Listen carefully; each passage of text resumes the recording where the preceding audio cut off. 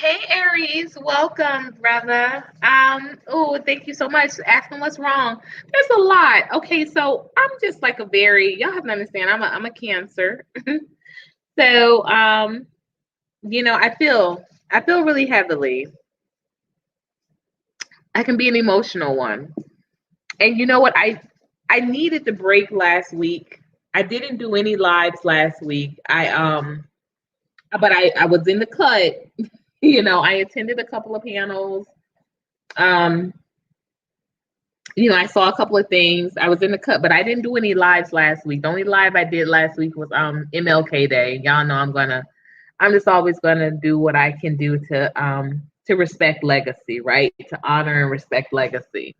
But for the most part, I was not, you know, I wasn't posting any of my own stuff and that sort of thing.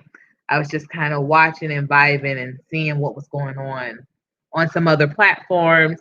Not lurking though, like I would definitely announce myself, but I wasn't I wasn't just, hopping on people's panels as I usually am. Wasn't promoting, my own panels because I wasn't on any shows last week. So just like a couple of things that I was really noticing, right? I was really noticing so many so many platforms were just overwrought with the male versus female conversation, and I really don't honestly I don't usually like to play into it, but as an observer, I was just watching how some of the men responded, and and it just seemed like they were just on go, like it was just like real attack mode. And a lot of the men were saying, so the Harlem situation with the girl, I think, mostly everybody has heard about that by now. That situation happened later in the week, but I'm talking about like at the top of last week. It just seems like there was just this real kind of curt, you know, uh, just like these really short, kind of aggressive answers or aggressive tone. And I know that people always say, I have a good brother of mine that often says as well, you can't read stuff through text, and I get that. But for the most part, I'm just saying, like, even with the interaction, it was just like, oh, y'all females, like it was just such a generalization. And I attended a lot of Dr. Boyce Watkins channels last week, y'all. I'm kind of, you know, once upon a time, I was very in love with his platform and like everything he kind of threw at it. I I don't think so. I haven't seen. Please send it to me. That's this space. Hey, is that Jose? Jose, is that you? Jose, I'm still waiting for that picture. Thanks so much, She. We here. You said that's this space. So what do you mean that's this space? Seeking solutions and a real network vibe. It is. Yeah, that's what I like to offer here. Absolutely. I really, really do. But it just kind of it kind of got on me. Oh, that's the space. Okay. It kind of got on me in, I kind of got thinking of it differently when I was attending other people's panels. I mean, sorry, other people's channels and looking at their panels and how they're interacting and how, the people in the chats are responding, not just to the panelists, but to each other. And I'm like, wow, this doesn't feel good, you know? Y'all, excuse me, I'm having some banana and cream of wheat. Um, a Black Illuminati. I would love to hear what the send me the link. You have my email. Send me the link or share it to me. Share it to my email. Either way. Official Garcia, you better send me the picture of that beard. Okay, thank you so much. Thank you so much. So yeah, so like I said, it's really not feeling good. It's really not feeling good. And I tell you this, one of the main reasons was because, you know, y'all, I get that we're, you know, men blame women, women blame men. Like, I get that. To me, that's like elementary, but you know, that's rhetoric I'm used to. But it was not the blaming that's the issue. It is the lack of accountability. I feel that is still so dangerous coming from the male side of things. It really is super dangerous, you know. And I know y'all men may want to come for me, and some women too may want to come for me in regards to this, but um it is something to be said that I think really does need to be checked about male ego, and how just it seems like, you know, there cannot be any type of criticism, there cannot be any type of rejection, or it can go really left, really ugly, really fast. I have my own situation, literally have my own situation last week where um, someone was uh, you know, offering to do lives. Like, they wanted me to like have like a live chat with them and say, I'm not familiar with that. Like, I'm used to these type of lives, right? Where, okay, if you have content, if you're a content creator and you want to do like, you want me to hop on a panel, that's what type of live I understand. But they wanted to have like video chats. And I was like, I'm cool on it, right? And then and then you know, they were offering certain things that could happen in those video chats, and I'm like, I'm definitely cool on it. Like, I'm not interested, you know. Yo, I'm okay, I'm cool. And then, you know, at the end of everything, when obviously I was not going towards a certain direction with this person, like he up and did, like, you know, uh uh he up and did something really, really petty. I would just say that. I'm not gonna say what it was, but he up and did something really petty. And this is a grown man in his late 30s. And I'm just like, what's that about? Like, why would you, if you know, if I'm not interested, then, and I'm not playing the game, then move on. Because, you know, there must be someone else that's willing to play the game, because clearly you've tried this before. And that may be something like, you know, small or minute, but I think that, like I said, I probably every female in here, I don't know who all, Black Illuminati, I know you're female, um and I think that might be it. Is it me and Black Illuminati? Anybody else who's a female in here, please let me know. But I would love for us to really talk about our experiences with this. Like, whether, you know, you know, God forbid, I've known some situations where it has turned violent. I've known, you know, of sisters. Oh, wow. Welcome, NC Worker. Crown and Beauty, you made it though. Okay. Right. Right. That's what I'm talking about. Right. And y'all have to understand too, like, because again, you know, you know, I'm living in Atlanta, where y'all know Freaknik was very popular. And I am from Daytona, where Black Beach Weekend was very popular. And I can say this, I've never attended a Freaknik, but I've never gotten any type of hey, peace, Brother Bakari. I've never gotten assaulted or anything like that at Black Beach Weekend. I have the funniest story actually about Black Beach Weekend that, you know, I would like to share.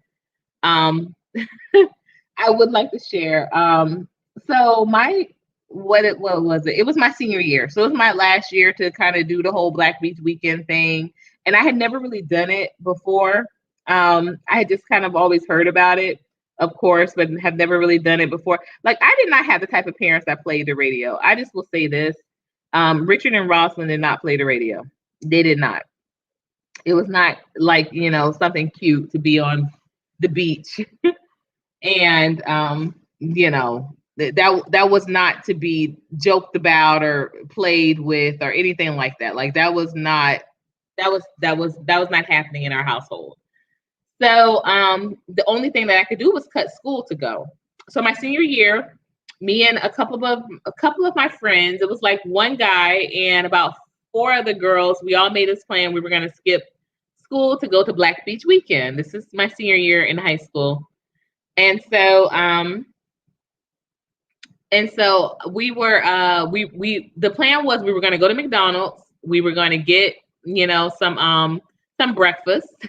And then we were going to go, one of my friends had a car and we were going to go with her. She had the car. We were going to go with her to the beach side. So who comes in to McDonald's? And all of us, because we're so smart, right? We're 16 years old. We're so smart. We go into the bathroom. I'm sorry. We were at McDonald's and the vice principal literally for our high school comes walking in. The McDonald's is right across the street from the high school. So let me qualify my statement. So everyone goes running. Yes, we's back, John. We go running. I hide in the bathroom stall with like these two other girls that I barely know, but like we're like standing on top of the toilet. One of the girls, she had she had snuck out some extra set of clothes because we were all going to switch clothes when we got over to the beach side. So she had like full out male gear. So she put on these like male, jeans or whatever, these shoes. So, if someone peeks in, it looks like it's one person and it doesn't look like, it doesn't look like girls that were going to the beach, so to speak, right? So she puts on the gear. The rest of us stand on top of the toilet. It's two of us on top of the toilet, but she puts on this gear and she has like her feet on the floor.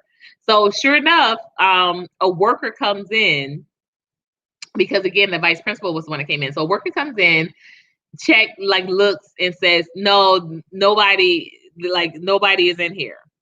And so, but we hang out in that bathroom for maybe about, just scared out of our mind. We hang out in that bathroom maybe for about 10 more minutes, 10, 15 more minutes, but it felt like an hour. By the time we came out, the restaurant was literally empty. Like all of my friends are gone. The guy that I was, that was in the group, he's gone. The whole McDonald's is cleared out. Basically, the principal just like came in and did like one big swoop. Took some kids back to school. Some kids, their parents got called. It was crazy. So I was just with these two other girls that I really didn't know that well. So, but they were like, hey, well, we can't go back to school because it was past the time. And it's like, whose house can we go to? And like, I didn't know these girls. So I wasn't like, yeah, let's come hang out at my house. And they didn't know me. So they were like, we might as well just still go to Black Beach. So we end up going and they shut the beach down. And these girls, like, even though they were younger than me, like I was a senior, I think one of them was a junior, the other one was a freshman. They were like cool. They were like, nah, we're gonna be over here for a while. I on the other hand was like, I gotta get back home before my mom gets home from work. My mom and my parents get home at 5, so I gotta get back home. And so we the Candyman, shut up, Jose. So the bridges were closed down. I don't know if any of y'all have ever been to Black Beach weekend in Daytona, but they closed. So that was something new that they started doing. They would close the bridges down so that there couldn't be any more people coming over to the bridge. Or coming over the bridge. So I'm petrified because I have to like literally escape from the beach side. I have to get home, y'all. I have to get home before my mom puts out an APB. And the last place I need to be found is on the beach side for Black Beach weekend. You know what I mean? So I ended up hitching a ride. Yeah, this is true story here. I ended up hitching a ride with this like older I'm not even kidding you guys. In hindsight, I promise y'all, they always say you remember it better than it was. I'm the opposite. I remember things worse than what they were. He looked like he could have been Jeffrey Dahmer. I'm not even gonna lie. He had like long, stringy hair, blonde hair. He did not have a shirt on. He had on some jean shorts and they were dingy. And he was like, "Are you all right?" And I was like, I said, I've got to get home. My friends, they were supposed to, we were supposed to all go home together. Now they're not leaving. I really have to get home.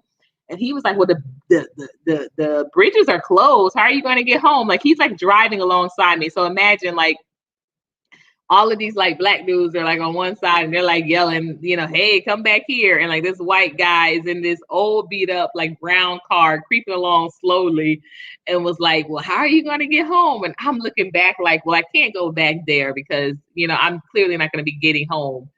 I'm going to get drugged up to some, a hotel room for, some Tupac escapade over here. This was when All Eyes on Me just dropped too. So you can imagine. Everybody was playing that. And so I was like, all right, I go in the car with this guy that totally looks like a serial killer. So y'all, Courtney being the Courtney of, they said God takes care of babies and fools, and Courtney, is the baby for family and definitely foolish. I'm like, I got to go with this white guy because, he's on wheels. These other guys behind me are like looking like they ready to, do some serious pumping action, and I can't do it. I just got to take my chances. So I get in the car and I'm sitting so close. Like, I'm just like, literally I'm in the car, but at any moment, like, I'm just prepared to jump out of this car and like stop, drop, and roll. And in hindsight, it was so crazy because literally like we're going across a bridge. Like, what are my options here? But I, in my head, thought I had complete control over the situation. So the whole time he's, we get to the bridge and I already knew. I was like, I'm with someone that has the complexion for the protection. Like, he's going to let us go across. And so surely the guy was like, hey, I'm just tutoring her and I got to get her back home. And the cop, you should have seen the cop look at him like, what kind of tutoring? And the thing about this was so crazy that cop did not check him for nothing. That cop didn't ask him what my name was. That cop didn't ask no questions. That cop just totally looked at this being a white guy and me being black girl and was like, well, whatever, and let us go cross the bridge. So we go across the bridge and I'm headed. So at first I was like, well, you could just drop me at the bus station. You don't have to take me home. And he was like, no, you said, your parents will be home by 5. You're not going to make it if you take the bus. And I'm like, oh my gosh, on one hand, I appreciate what he's saying, but on the other hand, I'm like, this guy is crazy. Like, he's going to see where I live. Like, all of these ideas were going through my head. And so, Black Illuminati, why you say damn? And so I'm like giving him directions, but like trying to like almost like give him wrong. Like, I'm like, a ticket right here. I'm in a left. I'm in a right. Like, I'm trying to go skit skag instead of giving him a straight shot to my house, right? So finally, we reached my neighborhood, and I have my hand, like I said, my hand stayed on that door the whole time. I used to have a box cutter in my purse, and so I was just like, man, he probably is going to get the one up on me because I know how these Ted Bundy situations go. But I'm gonna slice something, I'm gonna slice something. And like I said, this dude was full out. Kid you not, like no shirt on. It just, this, like, even, like I said, I couldn't let him come to the vicinity of my house because, like, even my parents seeing this man dropping me off, like, it would have been, there's no way I could have explained this. So, we get to the vicinity of my neighborhood and I'm like, okay, this is fine. And he was like, well, which one is your house?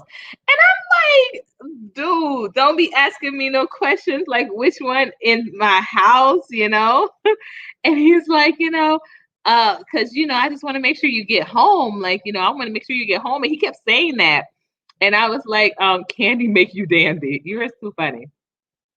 And so, I was like, no, this is close enough. It's right up the street. I'm telling you, it's just close enough. Like, my mom will be really worried if she sees like somebody dropping me off. It's just not the way it's supposed to be. And so he's like, all right. So I get out and I'm walking up the street and I turn around and that car is gone. True story, y'all. That car is just gone. Like, and it was an old clunker. I didn't hear it pull off or nothing. It's just gone. I turn around to look and the car is gone. So I get in and I had totally forgotten my uncle, who I ended up actually moving in with when I moved to Miami. He was visiting because Black College weekend, they would also line up like these speaking engagements, and he was speaking because he was an alum of Bethune-Cookman, and he was a professor at the time at University of Miami. So he was speaking, and he also led the Omega Psi Phi chapter. He was like their whatever they call them, like their chair or whatever. And so he was in town for Black Beach weekend, and he was staying with us, and I totally forgot that he was coming. So she was totally preoccupied. Like, by the time when I came in, it was 4:30, and she had not checked the time or anything. I was able to check the messages, and the messages said, your daughter was not at school for the first 2 periods. I kindly erased that message. And that was it. That was my story for Black Beach weekend. But that was literally the only time that I went my high school year. And I remember, and the reason why I wanted to relay that story in regards to right now is that even at that period of time, which was, 20 plus years ago, I realized in that moment, that's scary, y'all. But in that moment, it was safer for me to go with someone that looked like clearly they could have just come from murdering somebody than for me to go to trust like these Black guys to help me, get a ride back to my home. That's real. That's real. No, they sure didn't. They didn't check him for nothing. They did not check him for nothing. He was like, I'm tutoring her, and I had to get home. Like, where are you tutoring me at on the beach side? Bruh, they looked at me, they looked at him, and they moved. They had like a little like divider. They moved the divider, and they waved them to go. They waved them to go. And I got home, but yeah, that blows my mind that even in that moment, I was a teen. I was 16 years old, but I was like, it's safer for me to go with this guy than for me to turn around and ask these Black guys for anything, because they got their hands on the trigger, and I ain't talking about on no gun. I know what I mean.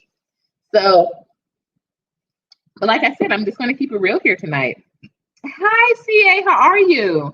CA, you know what? We're unpacking tonight about really, I really need to know, brother, what is going on with our men and just the nastiness that is exemplified. And you know what, CA, you were in 2 of those, because I was telling the chat room earlier that I didn't do any lives of my own last week outside of MLK Day, but I was, attending other people's channels.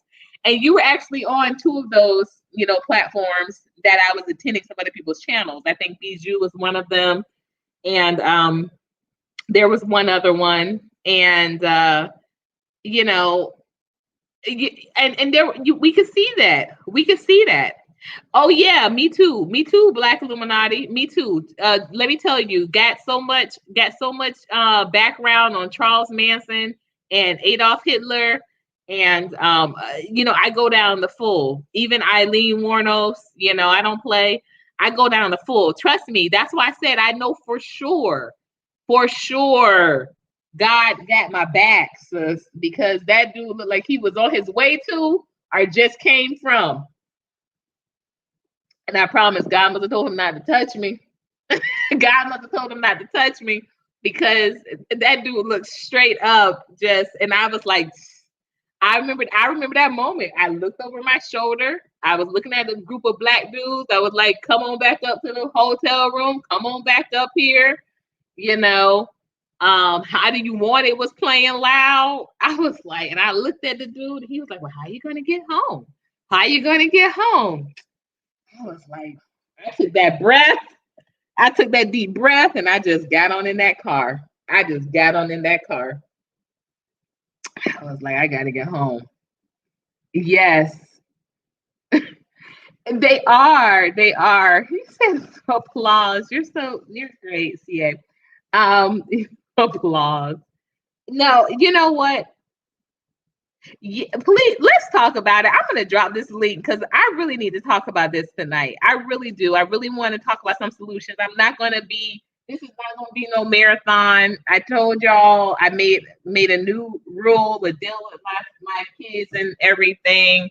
That 2 hours tops is what I'm gonna give lives. This is not gonna be.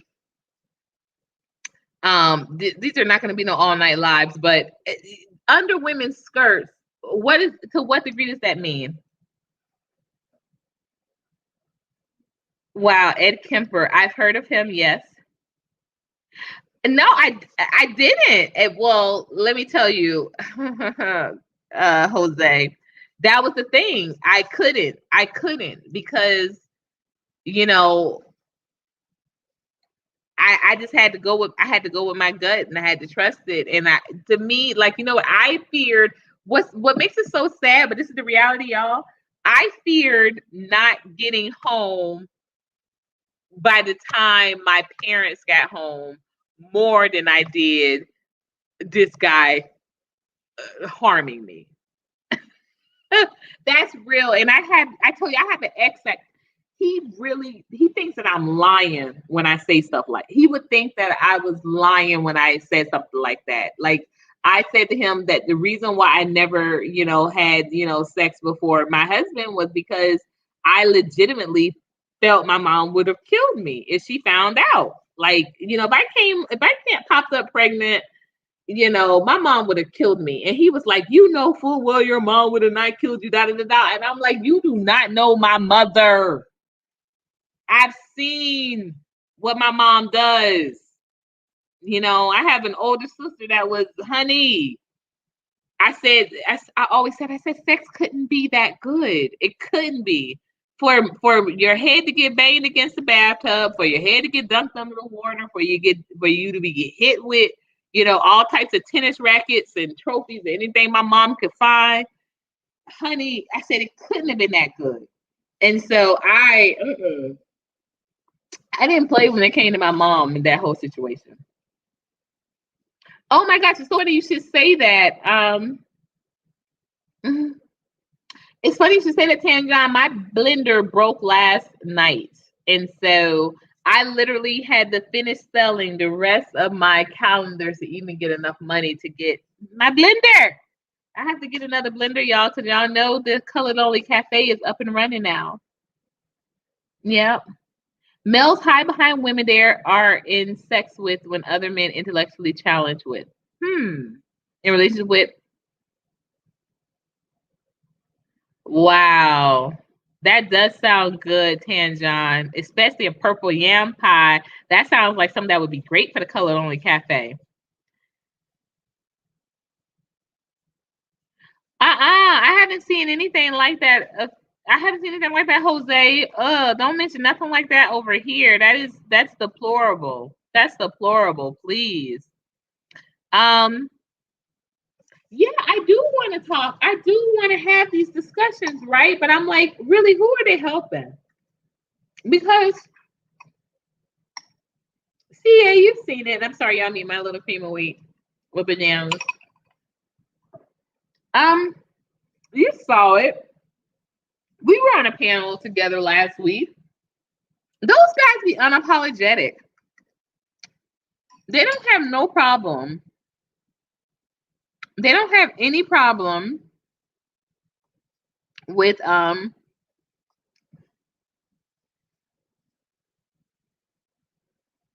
okay, Jason Black. Okay, perfect. Let me know. Yeah, they don't have any problem. These men don't have any problem with defending not only their actions, but other men's actions. I've never seen anything like this. I promise y'all I haven't. And then these men, they'll love to say, oh my gosh, they'll love to say, well, these women, what? I don't know about y'all, but I don't see too many accounts of women killing men. I don't. And y'all, I study. I study too. I study. I'm a journalist by trade. I don't see too many accounts of women killing men for whatever reason, cheating on them. There was a very famous case, I think it was about maybe 4 or 5 years ago. A beautiful sister here from Atlanta. There was a gentleman that was, going around giving women, HIV, and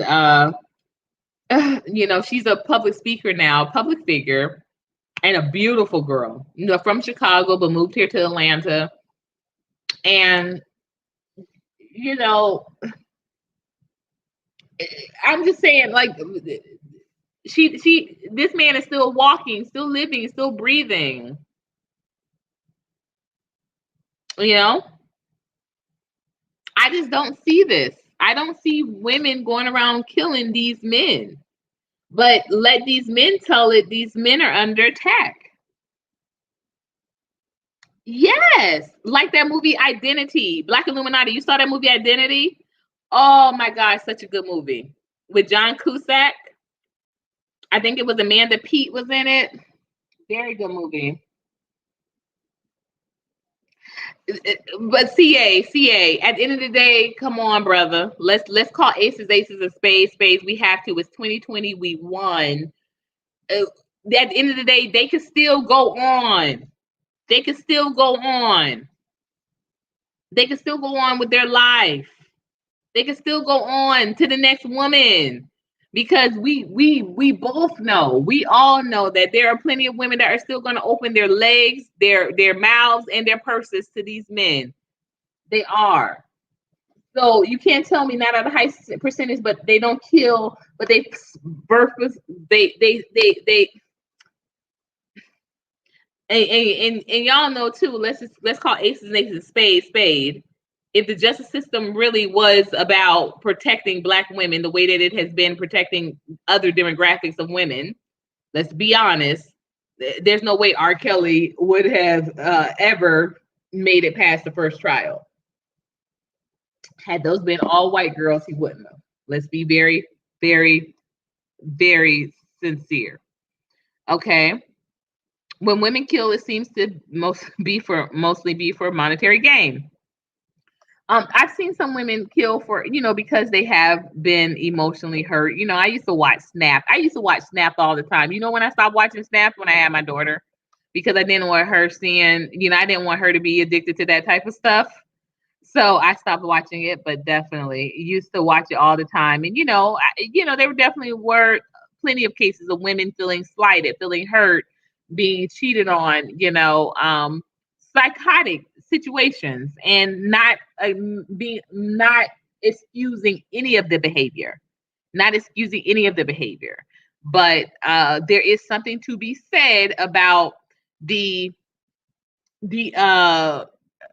just condoning and the lack of outrage that comes from men when other men murder or beat their spouses. I don't understand that. And then also too, I mean, we'll get into it, but I do want to get into this, but also I just think that there is also a demographic of men that honestly and wholeheartedly do not want to see women win. And I can't understand that. So Tamja says, let me put this in cap quote. So my problem right now is a lot of absentee fathers who have no fathers do not want to approach their fathers and tell them how much of a failure they were so they can do better. Aha. Okay, we're talking. We're talking. I would love to definitely go in a little bit on that. Definitely. Let's see here. What else do we have? Um, the Raina Bobbitt story is always a classic, but even her, she said that's all she wanted to do was she did what she wanted to do. And she said that on the stand. That's all she wanted to do was cut that thing off, and that was it. She didn't want to kill him. She had a chance. She had a gun. She had a gun there too, right? Yeah, she had a gun there too. I remember studying Lorena Bobbitt's case. When women kill. Okay, I read that. Speak on it, right? I'm gonna speak on it. We've got to really, this is not funny. Like this is not for game. This is not, and I have the reason why also this really hits home to me because I have a daughter and a son, right? I have a diamond and a son, as I always like to say, as you'll always hear me saying, I have a diamond and a son. And I teach my kids, best I can, and I'm not saying it's one side or anything, but I don't think that my ex-husband is not, I don't think he's as privy to it as I am because of the fact he comes from a family of all boys and I come from a family of majority girls. Okay. So with that being said, it's just going to be a little bit of a difference when you come to understanding or appreciating the differences between, you know, your daughter and your son. That's just bottom line. That's just off rip, right? And so that's what I think is actually what drives me when I'm talking to my daughter and my son, as I like to call them, my diamond and my son. um, that I tell them, hey, you root for each other, cheer each other on. If my diamond comes up with a good idea, I say to my son, hey, that was a good idea, right? Let's cheer her on. Let's cheer her on. Same thing for my son. Hey, we're proud of him. Let's be proud of him. When it was his birthday Saturday, my daughter made the cakes. She made the cakes for the birthday. I made some other things, but she made the cakes.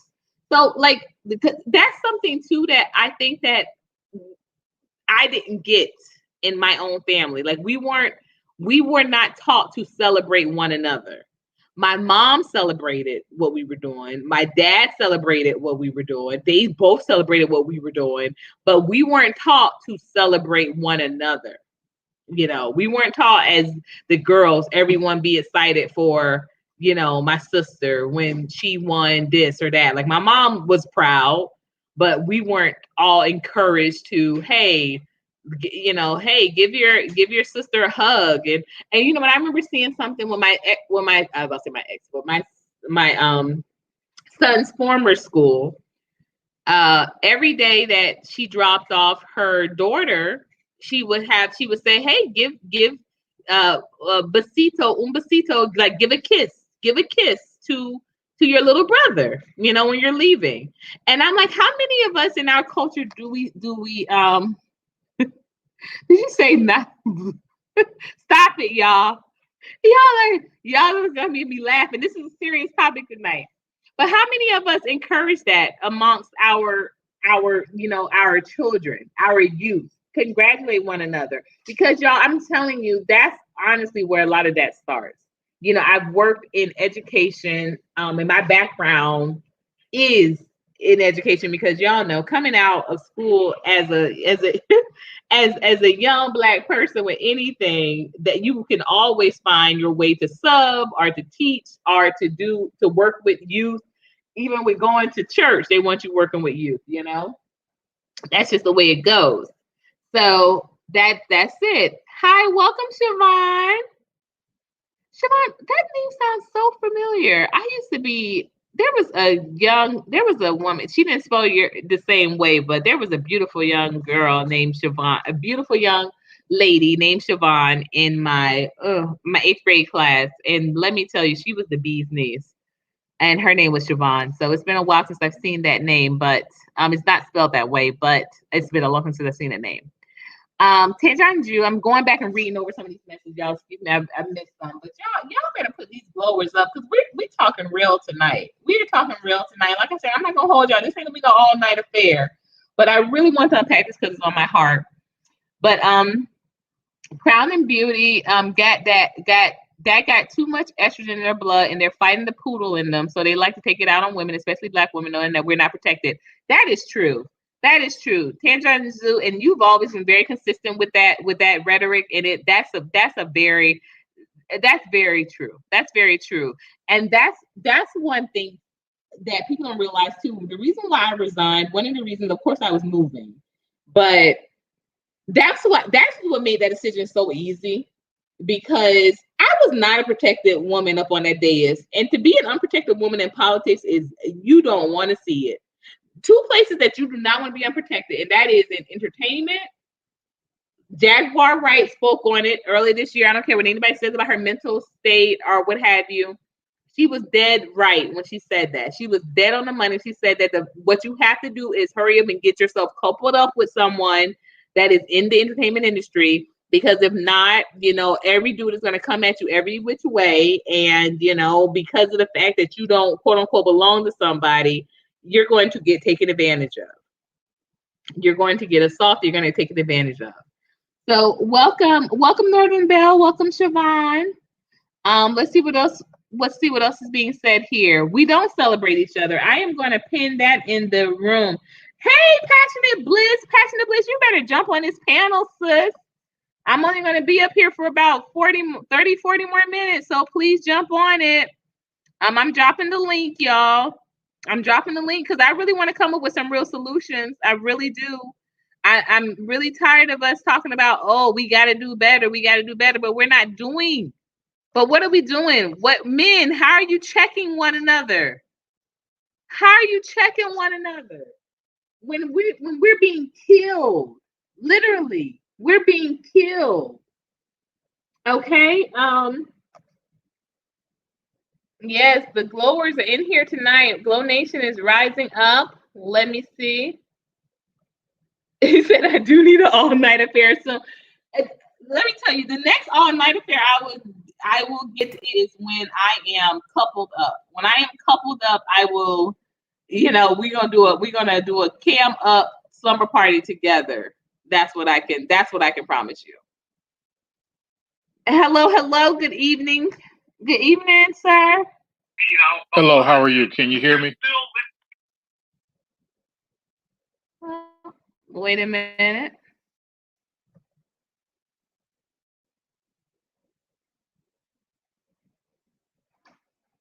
Can you hear me okay?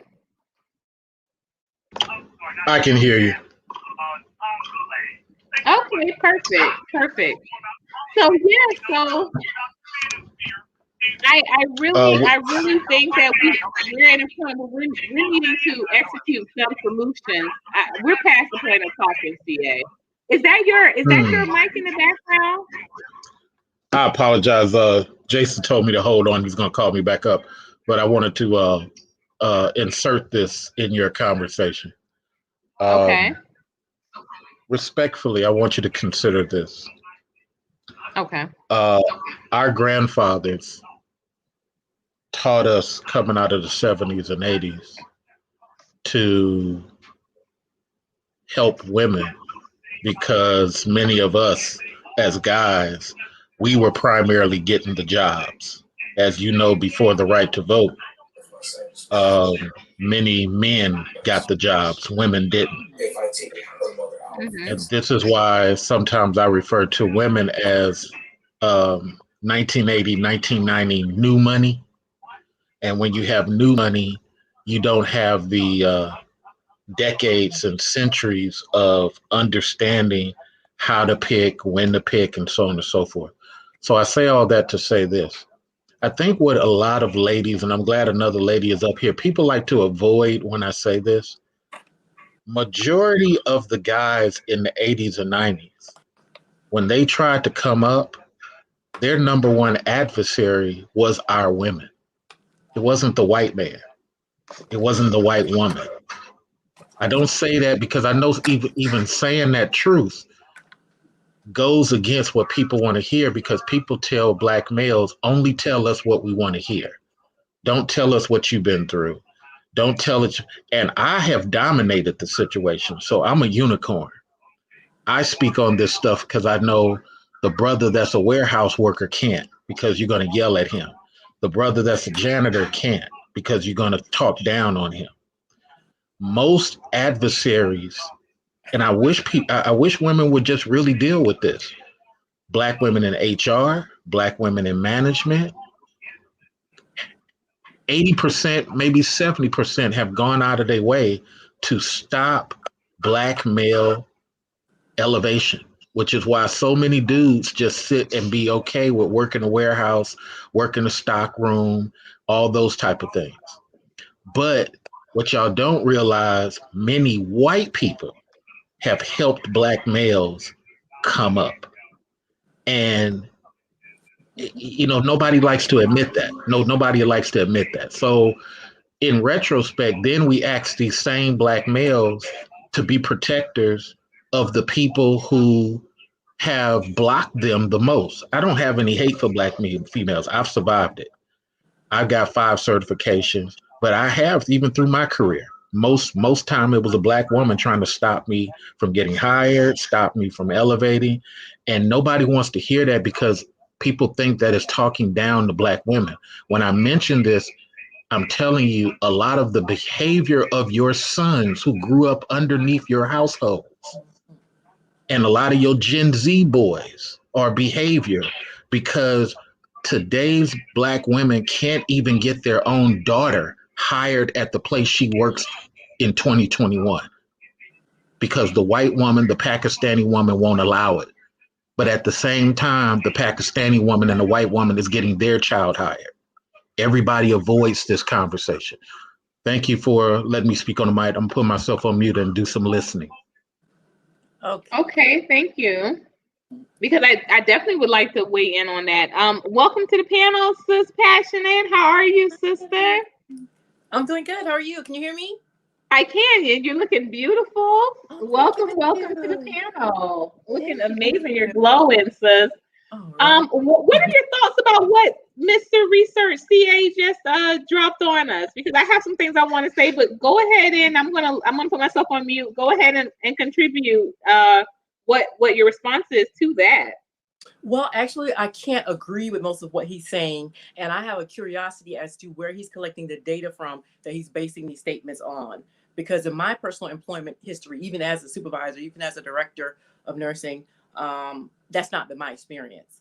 And also, if you have found consistently that you are being blocked by Black women, then that's an individual issue that you may need to look at as far as how you are interacting with Black women. Because it doesn't matter what your race is. If I find your approach to be condescending, to be authoritative, to be abrasive, then yeah, I'm going to block you. I've blocked people who have not been Black men for those reasons. So a lot of times we want to dump things onto our race or our sex that don't actually apply, that they're actually individual issues that we have. And also, I'm not someone who believes that you can be blocked or you can be stopped, because if you are qualified for a position, if your demeanor is appropriate, if your presentation is correct to those who are interviewing you, then I don't see how you can be blocked. And if you're blocked, then that wasn't the position for you. That means you need to go somewhere else. As far as me being and achieving anything or acquiring any position that I wanted to acquire, no one was blocking me. They could slow me down, but they weren't blocking me. And if I couldn't get in that door, then there was another door. And I've also created doors for myself to go through. So to me, it sounds like excuses for failure to succeed. It sounds like a lack of accountability, a lack of willingness to examine yourself and why you are being actually rejected, aside from your race and your sex. So I'm not somebody who feeds into that excuses no more than, I would feed into these redneck racists who want to say Mexicans are taking their jobs and, they can't succeed because Black people are giving quotas. To me, those are excuses for failure to succeed. And so I'm not accepting of, in general, what he's saying. So that's why I said I would have questions as to what specifically are you saying that based on? And do you have data that actually backs up what you're saying? or is it just a personal opinion? Because sometimes we submit personal opinions as if they were facts, when it's really just your opinion. And so I'm always someone who wants to know, what are you basing that on? Is there statistical data? Is there a study or a survey that you've done?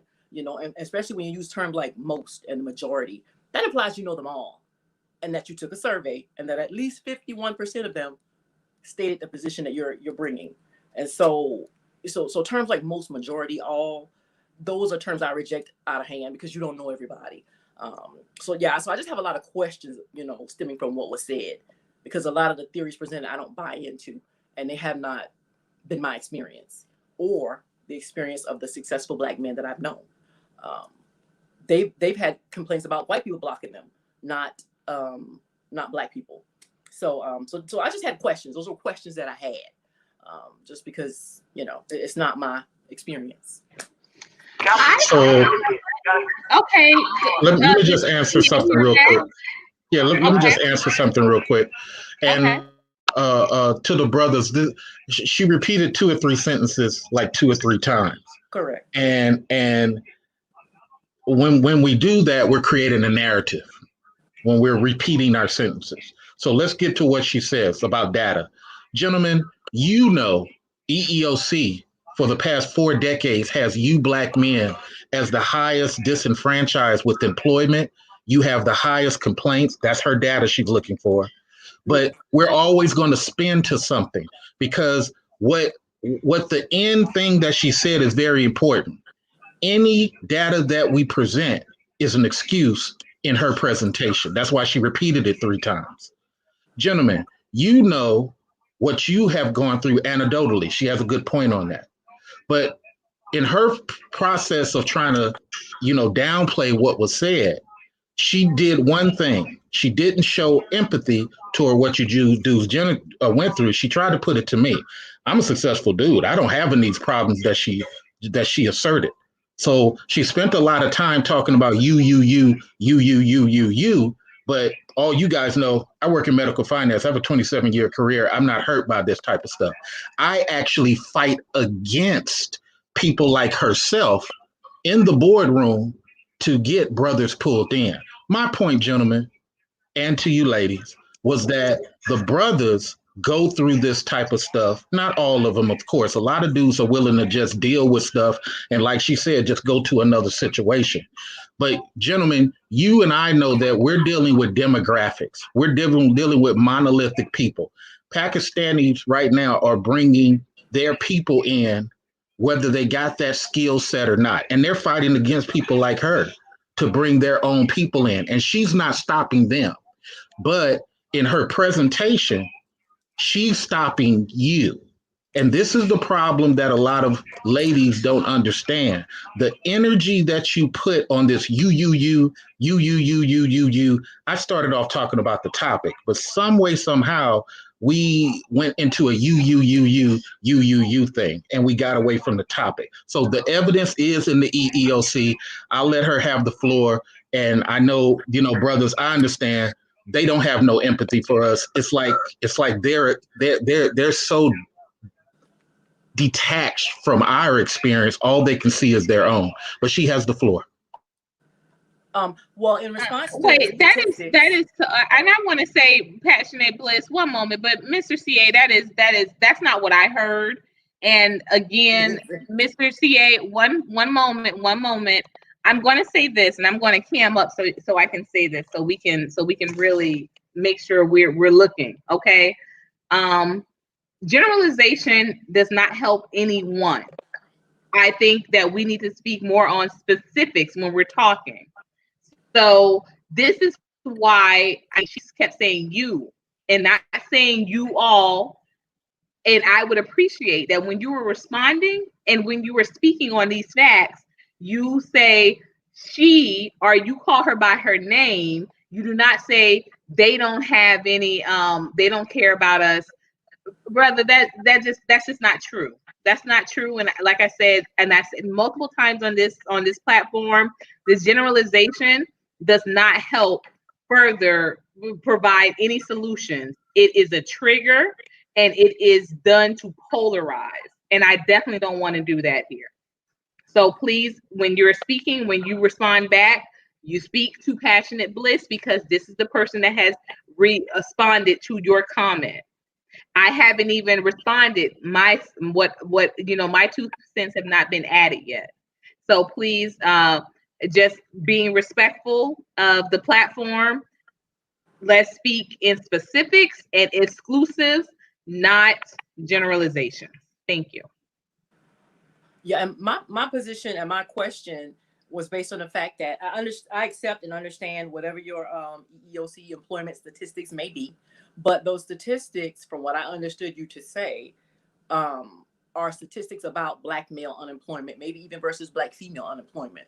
But the only thing I took issue with was your position that Black women are blocking the employment. I would need to see evidence of that, where Black women are blocking the employment of Black men. I've not seen that to be the case. And I said specifically myself, the people I have blocked from unemployment, they haven't been Black. And they were blocked not because of their race, but because of their presentation and their disposition, and my ability to look at the body they were coming into and how well they would do in that body based on their presentation. So to my knowledge, I haven't blocked anybody Black from a job. But, the statistics I accept, but for you to say that Black women are doing the blocking, that was my issue that I had with where you're getting that data from, that Black women are blocking Black men. To my knowledge, we usually are helping Black men. We've always been helping them. And that's been my experience. So that's why I'm saying, making it individual as my experience and your experience, and what is it actually based on the data you're presenting. So that was my only position. Yeah,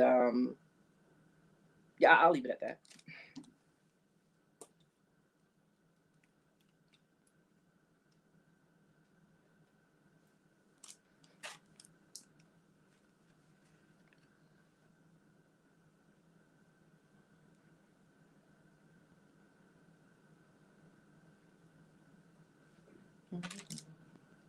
CA, are you there? Are you still with us?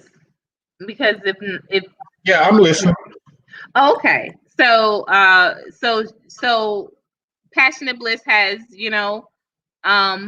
she's responded, I think, accordingly. Again, she's talked specifically, and as far as I saw, there was not generalization there. She's talking about things, and specifically that she has experienced, or things that she has done in as well in her profession, in her field, as you stated, in that what has happened in yours.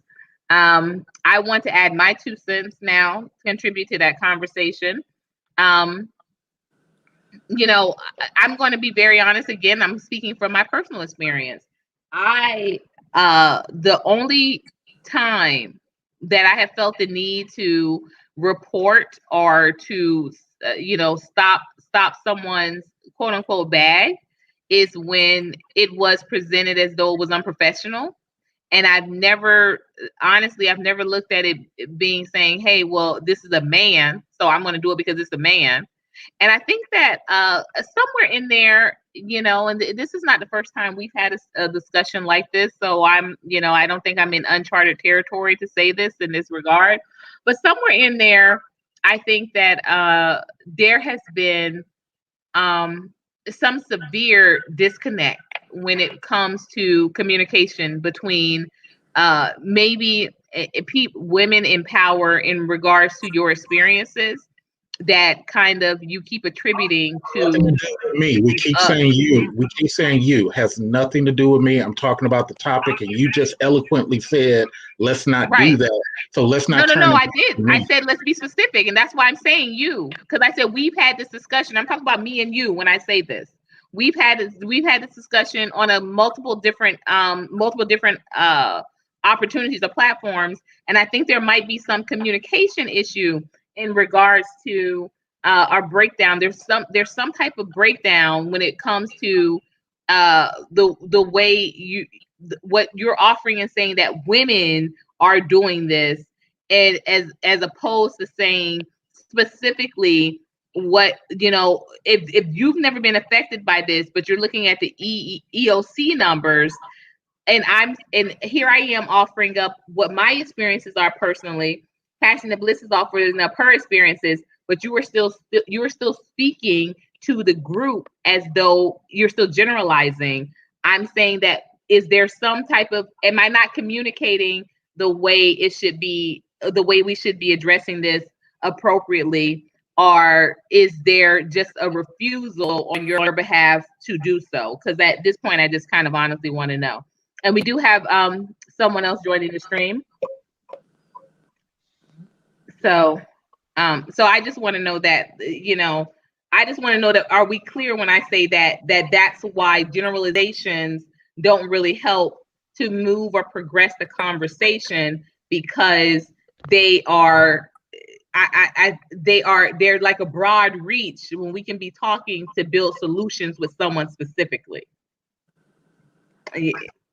So let me say this again. Anytime I talk about a topic, I talk about a topic from that standpoint. Originally, we were talking about the behavior of guys. Okay, many of us have achieved. Many of us have achieved something monetarily, or a hustle has become a lifetime money grab. Okay, that's a totally different thing. When we're talking about behavior, many of these guys' behavior stems from their interactions to excel. Okay. And what I had asserted was, in relation to ladies and their interaction, is because many of these guys have not experienced, it has nothing to do with just me. We keep trying to turn it to a just me thing, and we're not trying to hear what I'm saying as far as the behavior of many dudes. Now, you get some young 30-year-old dude who ain't experienced too much of life, and he's grown up underneath mom and dad, or in his particular state, he may not have experienced anything anecdotally. I agree. Third time, I agree.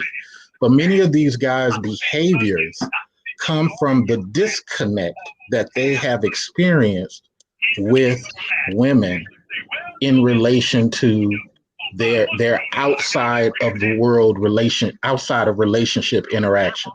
We cannot, we can, you know what, I guarantee, because what's happening with this 11 million DACA people coming, I guarantee we're going to see a culture shift in this Black community.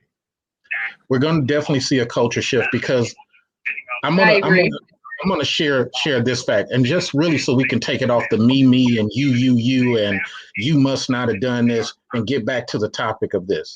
The EEOC has had its situation with Black men for over 4 decades. If Black men were really being assisted, or the excuses thing and all this other tropes that got put forward, then that would not be. But what we're about to experience, whether you hate what I'm trying to present or not, is that we're going to see people sticking together regardless of skill set.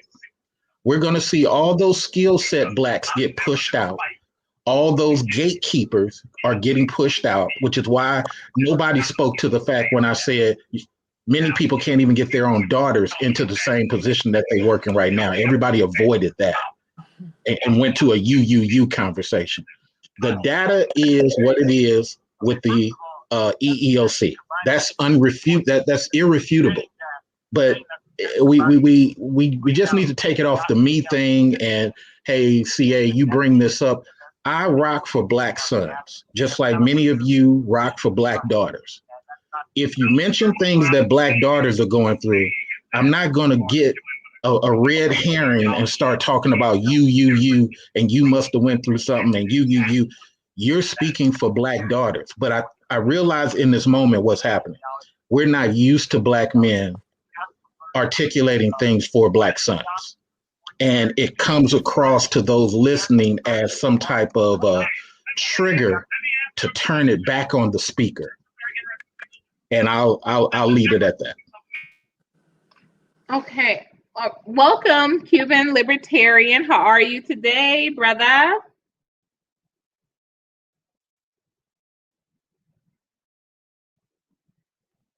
I think he's having some issues with his audio. Okay. Well, I could chime in while we're waiting for him. But my thing is, it sounds like. Okay, go ahead, Passionate. Okay. Yeah. Go ahead. my only position is that I didn't want to be dismissive of a valid point, because sometimes people present information as if it's fact when it's just their opinion. And if you don't have data that supports Black women are causing Black men to lose employment opportunities, if you don't have data to support that, then I have to dismiss it as an invalid point and just a personal opinion, which is what it actually is. And so that was my only take on that. I'm not disputing the EEOC stats data as far as Black male unemployment versus Black female unemployment. I'm not disputing any of that. The only thing I disputed was the fact that you were saying that Black women were causing this. That was the data I was asking for. Because if in fact there is a disproportionate not hiring of Black men as opposed to Black women, then you would need to look at real reasons for why that's the case, versus, blaming it on something that you can't substantiate. Because I'm just somebody who's just that way. I need to have evidence, and I need to see the proof. I need to see your data before you can convince me that something is a valid point when it actually isn't. It's just your opinion, and opinions are fine, but you need to. I would state it as if it were an opinion, not as if this is actually the reasons, fellas. They're stabbing us in the back. I wouldn't present it that way if I had no data to support that. So that was the only reason I asked about data. As far as you made a random statement about not hiring your daughter, I actually hired my own daughter at my last job that I was the director of before I left it. I couldn't hire her into my department because she's my daughter. She got hired. Got her hired into another director's department. And so a lot of statements that you make don't apply to me, and so I have a hard time accepting it as a valid point when it can't be substantiated. And then you yourself said that it hasn't happened to you. So I'm just really wondering where your data is coming from, or what the actual opinion is based on, if it hasn't even happened to you. So that's kind of where I'm struggling, and that's okay. I'm okay with admitting where I'm struggling at. That's why I asked for things to help me connect the dots. Sometimes there aren't any dots, but I just would like. May I opine? Accurate, present an accurate narrative is what I would like. Based on something. Hey everybody. So I will opine. Right. So I wasn't born in America, right? I'm from Cuba. I've lived in Miami for 20 years. I came when I was 11. I remember back when I was in Cuba, my mother used to tell me when I was little that as a Black boy, I had to look extra clean. I had to make sure that my nails were clipped. I had to make sure that I didn't have any, boogers or room in my eyes, or earwax, or be dirty, have dirty clothes, dirty shoes, torn clothes, etc. And I take showers every day, etc., to not skimp on the showers, little kids. But she's a light-skinned woman, tan. She could pass for maybe like somebody from Portugal or whatever. My dad is Wesley Snipes shade. But she's telling me this in, equality Cuba, communist Cuba, we're past race Cuba, we never had the terrible things that happen in America, Cuba. When I come over here with the history that Black people have here, I noticed something interesting, and that is there's a lot of grown men with dirty fingernails, and unkempt hair and weird choice of clothing. I've never had a Black woman stand in my way. I did have a weird experience with a colleague from across the pond in the UK. Frankly, I thought that she was Asian because she had an African name, from what I can tell now, but she had a lot of makeup on her face, so she I don't know, she looked kind of Asian by the shade and everything. But I didn't do the best. I didn't communicate the best way, so she was a little pissed off. But she kind of went off the handle, and then her white boss had to tell her to calm down when she was talking to me. But that could just be confirmation bias on my end, and not something with like, oh, a black woman, whatever. But in any case, my opinion is that we have to put our best foot forward always, guys. Man or woman, you gotta look the part. You gotta inspire trust and confidence. You have to speak in a manner that people can understand you, and that they that they admire. Grammar, man, I'm sorry, okay? It is what it is. I have better grammar than a lot of black people that were born here, and I was not born here. Okay? Can I insert something, sir, before you continue? I'm gonna give you back the mic. Go for it. Do you know what machismo is? Oh yeah, of course. Okay, the black boys that you're talking about were denied machismo. They were told they have to be misandry. Do you know what misandry is? I'm educating you right now. Do you know what misandry is? Isn't that the hate of women? No, it's the reverse. Women hating men? Yes. Oh, that's so crazy. Here in America, hermano, here in America, boys were told no machismo. Your whole goal as a boy is to serve women. This is what boys are told. You're not told that. You have a flag. No, not at all. Of course, because in machismo, even if your sister is older, they still segue to the boy in some regard. In some regard, correct? I always have to take care of, the sister. It doesn't matter. My question, Mano, even if your sister is older than you, right? In your culture, I'm the man of the house, though. Right.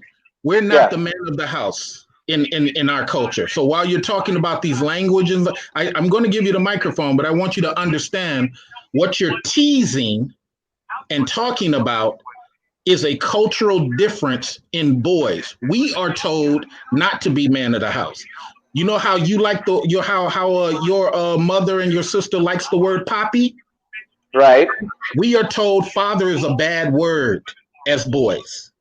So here's what you need to understand as you continue to critique. There is a difference. We don't say the word father and poppy in most of our culture. I grew up in a 2-parent household, but most of my friends, that's frowned upon by many of our parents. We don't have machismo. We don't have a flag. I've never known that to be frowned upon. Well, this is what I'm saying. I grew up with a brother. Okay. I have a brother, and I've never heard that wasn't frowned upon. And see, and Mr. Research, here's what's so funny though. That's why we're saying for you to say I, because I have. Ma'am, you can't dictate to me how to have. Courtney. Okay, tell me when I can finish, ma'am. So you can't say we were told not to do it when I wasn't. It's not in my community. It wasn't in Courtney's community, but it is in yours. So ma'am, you're not a guy. I know you're speaking for a guy. I understand you're speaking for a man, but you're not a guy. They weren't told that, and it wasn't told that in my community. Okay, sir, how many? Sir, you're a guy, right? You're a guy, right? It's not. Okay, you're a guy, right? You've experienced these things as a man, right? Of course. Is called lying. No. The lady that's trying to shut down what we're actually saying. She's not a man. See, Mr. Reese, just one moment. A few of the chatters are having a hard time following they're having a hard time following your line here. And I want to make it so that everyone can kind of understand and get our points across. Okay, here's the thing. Just like what was displayed, I'm trying to talk to the gentleman about the difference in gentlemen. And here's a person coming in who's not a gentleman telling me what I can and should say. This is what we have to experience in America. This is the level that we got to experience as guys. We are told what we should say, what we can't say, how we should talk. He, as a Cuban, he doesn't have to go through any of that. because the ladies in his continent, even though they are just as spicy, they have a level of appreciation for machismo. What we just got just now shows that here's a person telling me how I'm supposed to speak to another man about a man topic. Go ahead. I'm gonna be quiet because it's hard to have a conversation when somebody's telling you what to say, how to say, when to say. But go ahead. Oh, I'm sorry. It's just hard for me to listen to lies being told and not respond. That's also. So I do apologize for interruption. I'm starting to think that you're very anti-male. I'm thinking that you're very anti-male. It's difficult for me not to just. I think maybe we should be careful with the generalizing. I will be careful as well. Thank you. Yeah, but she keeps doing it. She keeps doing it. But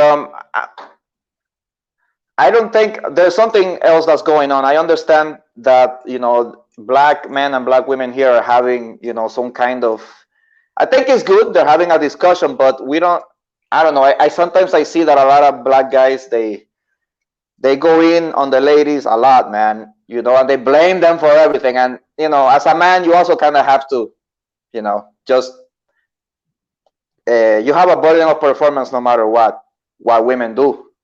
So you just have to do what you have to do. You know, if you got to cut your hair and, you know, talk white, then do it and get your paper. But yeah, and then of course date whoever you want, right? I don't like black women anymore because they're very annoying, or I don't know, very tough, very masculine. So I'm going to get me some Asians or whatever. Fine, do that. But we gotta be loving to each other, man. I don't like to see you guys, you know, kind of fighting each other. You gotta help each other, man. That's all. Well, that's what we try to do. We try to have conversations, but what it comes across in, especially since this person stepped up, is just dictating what another person should say and should not say. Hear the conversation and speak to the topics that you don't believe are well said or what Kevin P. But in Latin culture, sir, you guys don't have all this type of personal attack stuff.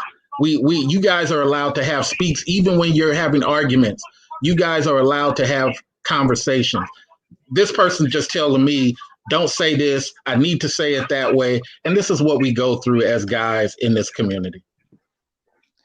I feel you. I've experienced a couple of things. Like I said before, I approached a lady at the club the other day, and I asked her, "Oh, where are you from?"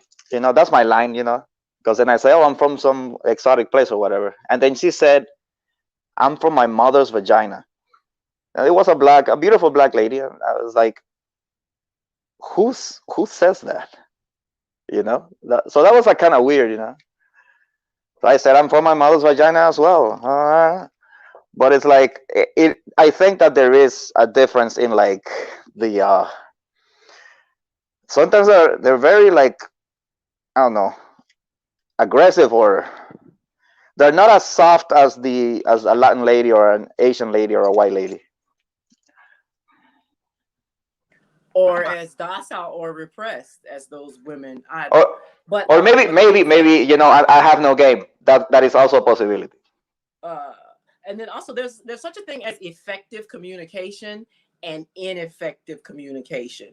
When you put forth things that are opinions as if they are facts, that's ineffective communication. When you make inflammatory statements and generalize against a whole group of people with zero data, that's ineffective communication. When you are, you know, saying things that are just flat out lies, that's ineffective communication. So I'm not accustomed to having ineffective communication.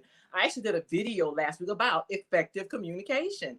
Not everyone is capable of it. And just because you have a large vocabulary and you can do some TI communication with a thesaurus at your fingertips does not mean you are an effective communicator. An effective communicator, their goal is to understand, to be understood. And when you put forth falsehoods as if they are fact, then that's ineffective communication. You've lost your audience. You're not making a point, and you are actually exposing your own biases, prejudices, mommy issues, probably, and your own, you know, sounds like an abusive background or a repressive background even. You're just exposing those things when you persist in a method of ineffective communication.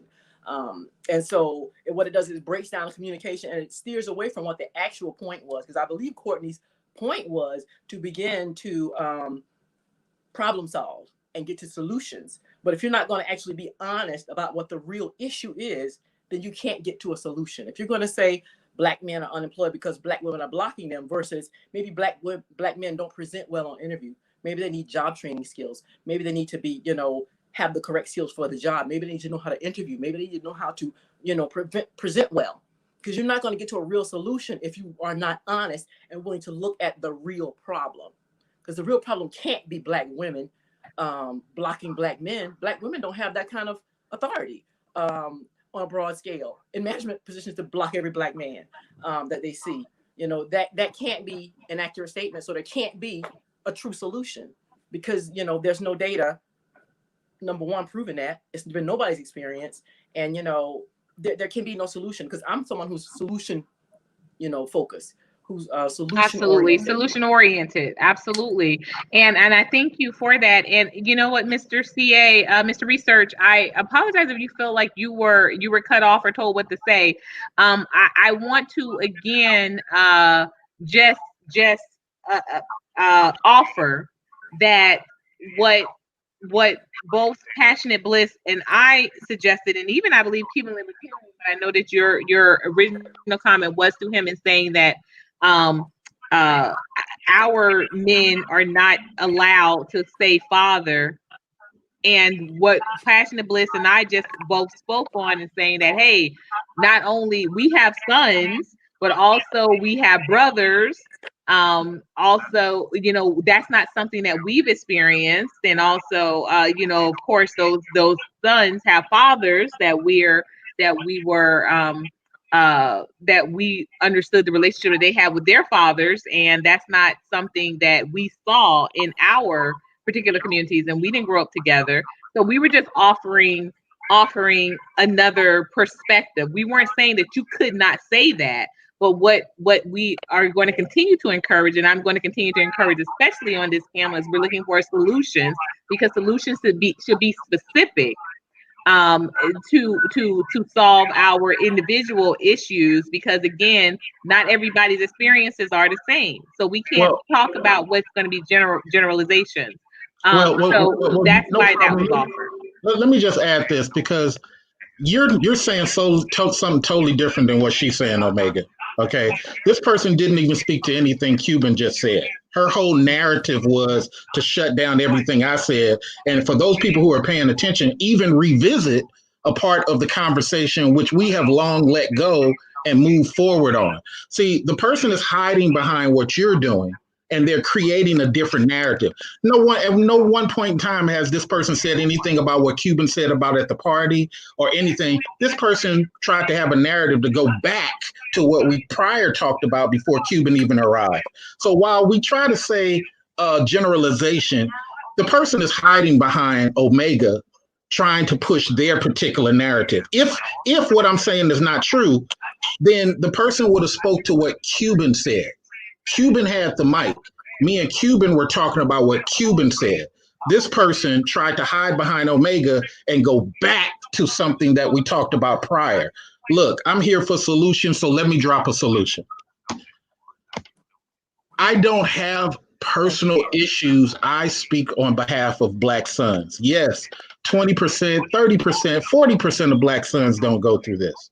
But when we're talking about the majority of dudes outside of my anecdotal, outside of your brother's anecdotal, this is what a lot of those dudes are talking about, and they may not have the way to articulate it.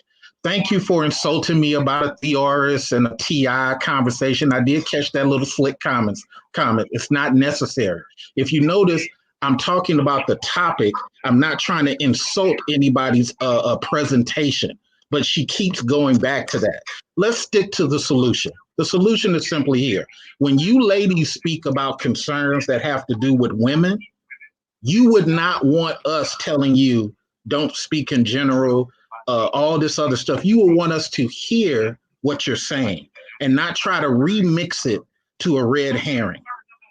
That's the only thing these brothers be asking of y'all, but it seems so difficult. Now, shout out to you, Omega, This is why I come over here. You're able to do that. But I would just prefer that this lady get off me for the third time and just stick to the topic. Don't even mention me. Stop trying to insult me because, I'm learning just like she's learning. I can tell when somebody's trying to be insulting on a learned level. Stop that. Stick to the topic and do your research. At the bare minimum, I think you can refer to, we know each other's names. This is not a huge panel. So let's talk to one another as brother and sister. Let's do that. It starts there. And I think that she brought up, Passionate Bliss brought up a very valid point when, and it's something that, I said earlier on as well. It is a communication. And that's something that also Cuban Libertarian even offered in regards to how we communicate with one another. This is something that he can see from observing from outside the culture and then also of the culture. It's how we speak to one another. You can absolutely disagree with her approach. You can disagree with her with her comments. Absolutely. But let's be civil, let's be respectful, and let's at least call each other by the name, our name. Well, she hasn't done that yet. I mean, I'm just replying back to what's being initiated. So I understand we want the initiator to have the total power in the conversation, but I'm just replying back. Shout out to Mr. Snuggle in the chat room. When he says, try to listen to what Mr. Research is saying and not try to dictate what he's saying. Thank you, sir, for acknowledging that I'm trying to move forward in the conversation. But I don't want to disrespect your panel. I'm going to be quiet and go to listen. I just really don't like it being a you conversation. Let's get to the topic. My solution is listen to the brothers the same way you want the brothers to listen to the women when they have concerns. And stop trying to turn it into the you must have excuses conversation, because those are generalizations also. Agreed. That's why I say it as much as possible. We need to use specifics and talk about specific experiences. I heard you loud and clear with your specific experience, Cuban Libertarian. Yeah, I think that probably Siobhan Allen was right when she said that she probably just wasn't feeling you, for whatever reason, and that's okay, and that's okay. I listened and I heard you loud and clear when you said y'all were in a club. I said I don't do no clubs. I haven't done a club in years. I just think that just in general, those are, they're they don't present a real opportunity for people to really be engaged and to it's everything's kind of quick, fast, or what have you. So I think that clearly I've seen you in other settings that you can do very well, and you do in interacting and mingling with in certain settings and certain events, because that's the type of atmosphere that's calling for.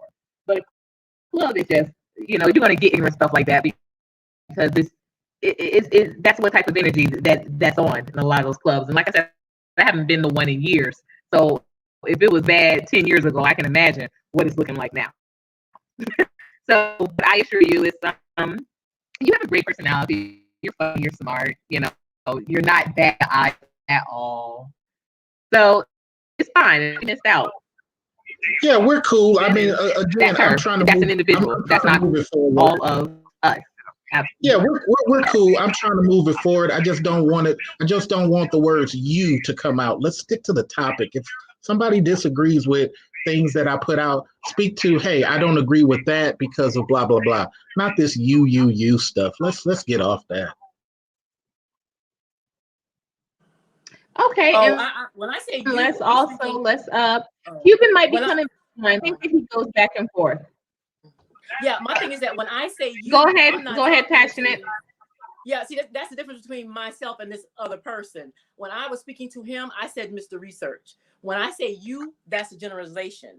You know, so I was not speaking to you when I said you. I said, when you say this, that's me. When a person says that, that's you as a generalization. When I was addressing you, I called your name, and that's the difference between you and I. Okay. This is the first time you called my name. It's the very first time. Mr. Cuban, when speaking with Mr. Cuban, he was very specific. He said, my mother told me to clean my nails. He said, the woman at the club told me I come from a vagina. What's that to say? He was very specific. He was not general. He didn't say black women tell you they come from vaginas. Black women tell you to clean your nails. He was very specific. He spoke about himself. There was nothing for me to dispute in anything he said because it was his own personal experience. He didn't make one generalization. He didn't make one blanket accusation against a certain group of people without any evidence. So I had no issue with what anything Mr. Cuban said. I enjoyed his speaking because he was speaking for himself. He was not presuming to speak for all of his race. He wasn't presuming to speak for against all women. You know, he is actually an example of effective communication. Okay. And so the other things, you know, I'm not interested in all the other, you know, things you had to say about me personally, because it's of no interest to me. It's off topic because I understood the topic to be solutions and problem solving. But the thing is that, you know, when you make generalizations and you make things that aren't valid points and valid accusations, the real conversation gets lost. I mean, what are we even trying to find a solution for at this point? Because somewhere along the way, when we became defensive, when we become offended and we take on that air when we communicate, that's a barrier to effective communication. And, you know, the real purpose of the communication is lost. It's totally lost just because ineffective communication is taking place. And so, you know, but I found Mr. Cuban to be very effective in his communication. You know, he wasn't hostile. He wasn't defensive. He wasn't blaming a group of people for a failure to succeed. He was not doing any of that. He was totally appropriate. And so he was actually an interesting person to talk to and to hear from. And so, but he didn't pose a question. He didn't leave me with any questions. And because initially, the only reason I addressed Mr. Research was because I had questions about the statements that he was making, the blanket statements that black women were stopping black men. That's the only reason I addressed you at all, because you were not clear. I didn't understand the basis. Is this actually a valid complaint? Does he have statistics for this? That's why I asked the question. And when I did so, I called your name because I was talking to you. But when I wasn't, then I said you in general. And that's just pointing out effective communication. I think that's one of the biggest barriers between black men and black women and reuniting the black family, black men and women, is that we cannot communicate effectively. You know, there are things that are barriers to communication. And I absolutely agree. And so to me, that's one of the biggest things, is that we get lost and caught up in our emotions based on our painful history, our painful past, you know, not having people there who should have been there, you know. And so sometimes that clouds up clear communication. And I actually would like to get back to the original topic and actually be focused on solutions, because one of the things I would as well come away with, what can I do when I cut off my little computer or whatever and I go home? What can I do to help fix this problem? What can I practice, you know, when I walk out my front door? What can I practice when I talk to my son or someone on the phone? What can I practice to improve what's wrong? That's what I want to walk away from a conversation with, something that I can work on and something that I can, you know, be better, and we can, you know, draw together. Because black women that I know, that I'm associated with, that I read about and research, they love black men. They want to be reunited with black men. They respect black men. They are big on holding a black man down. They are big on supporting them and helping them be their best and building together. So that's my frame of reference. That's what I know. And so that's what I'm hoping to build. That's what I, you know, come to these types of discussions for. The goal being to reunite and to reconnect and to build so that we can, you know, rock the world with our union and with our, you know, camaraderie and our, you know, combined purpose and direction. But, you know, that's got to start with a communication, and the communication has to be effective so that you want to continue the conversation actually with someone who's going to be an effective communicator, that you can understand and be understood by the time the conversation is over and come away with something to work on. And so, you know, that's my agenda. My agenda is not to win. It's not to be right. It's not to look the smartest, not to, you know, get some kind of, I guess, internet prize. You get a prize if you're right and you're the smartest. You know, my agenda is to learn, to be better, and to do better, and to come away with something positive, not necessarily to have engaged in a pointless back and forth that nothing was learned, nothing was gained, and nothing is going to be improved at the end of it. So that's what my goal is. And if at any point, you need me to stop, or you feel like I'm not hearing you, then I definitely, would like you to say, hey, this is what I was actually saying. And then at that point, it's because like I hear Mr. Research repeating things as if they were fact without actual data. And so at that point, I would stop communicating with him, because I realized that I understand what he's saying and he understands what I'm saying. We just don't agree. And that's okay. It's okay to agree to disagree. And so he and I can't have effective communication, because he's very comfortable with this mode of communication that I find ineffective. So, and that's okay, because you can't talk to everybody. Everybody doesn't, necessarily want you to talk to them. And you're not going to understand them, because they don't want to be understood. They want to be right. They want to win, and that's okay. And so in any event, it just helps you to learn about people and to see actually what a big divide we have between us as Black men and women. Some people will never be reunited, because maybe deep down they don't want to be, and that's okay. That's okay too. But my goal is to be reunited. And if I can talk to somebody who's,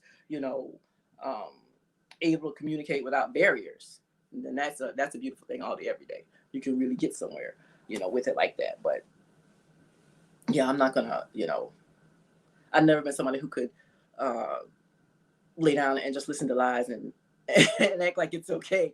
I've never been that way.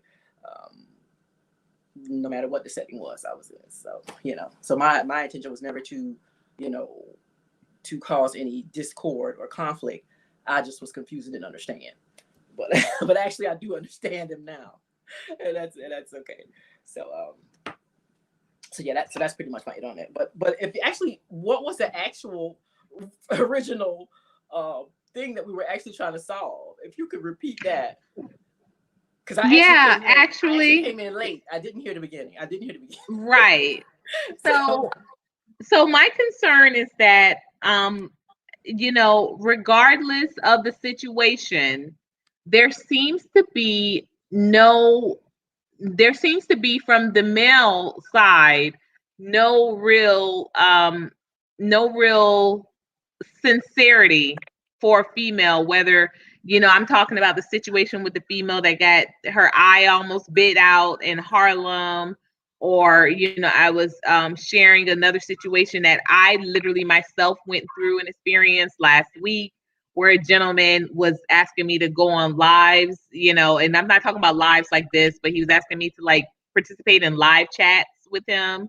And when I turned that down on a couple of occasions, he did something really petty, and it was just something that was kind of like very out of pocket.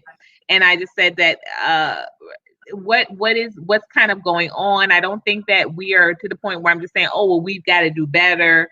I really want to understand why men have no problem moving from a point of just being able to accept rejection to being petty and to being violent, and to just have such hate and visceral disdain for women. And I just brought up just personal situations where I was watching and participating in a couple of chats last week, and I was just noticing the tone of a lot of men were just like, F these women, they're all like this, they're all like that. And I mean, it was on a various of topics. Some of it was ready to love, others was Kamala Harris.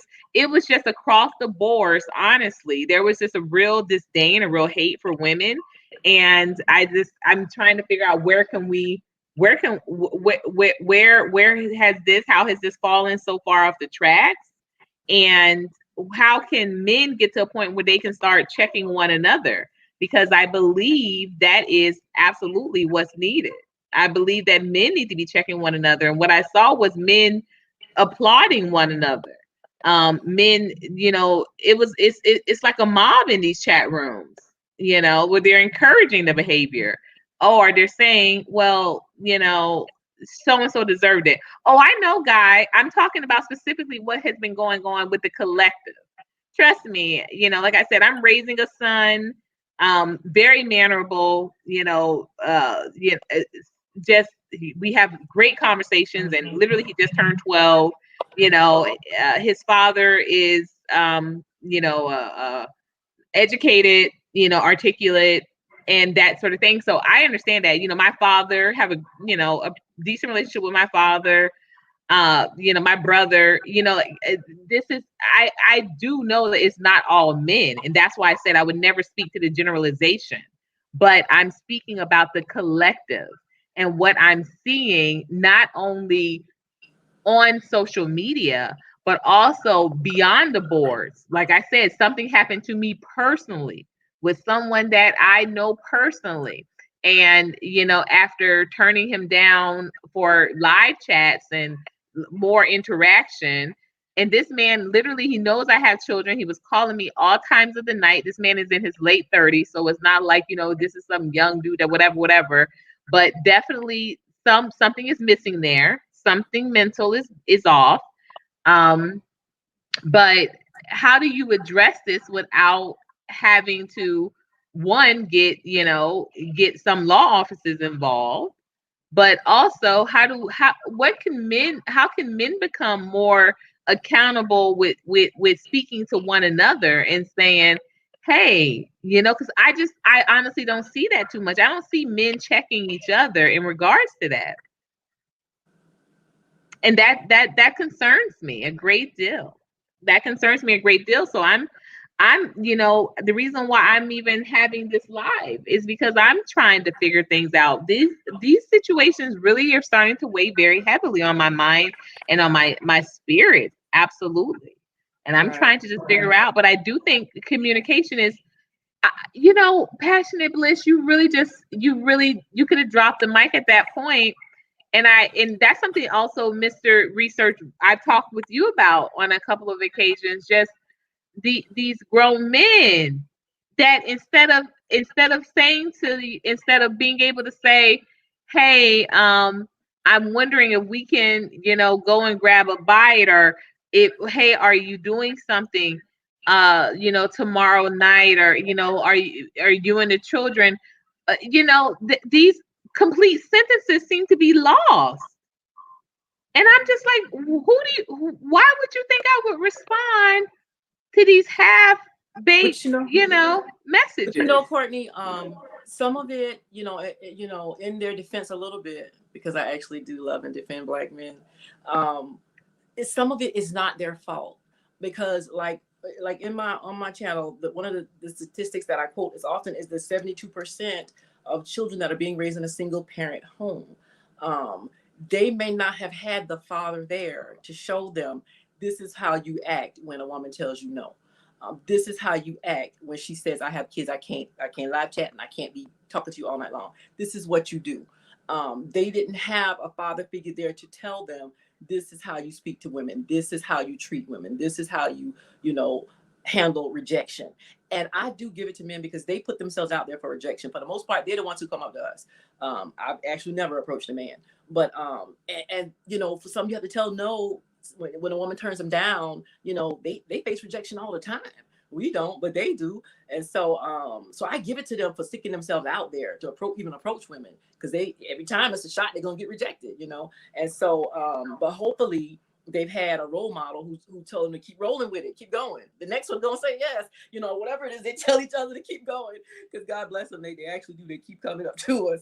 And so, but, ones who respond poorly, I often wonder, what was their family structure like? Did they have a dad in their home? Did they have a mother who was able to say, this is how you speak to women. You don't talk to women like that. This is how you treat women. Did they have that foundation?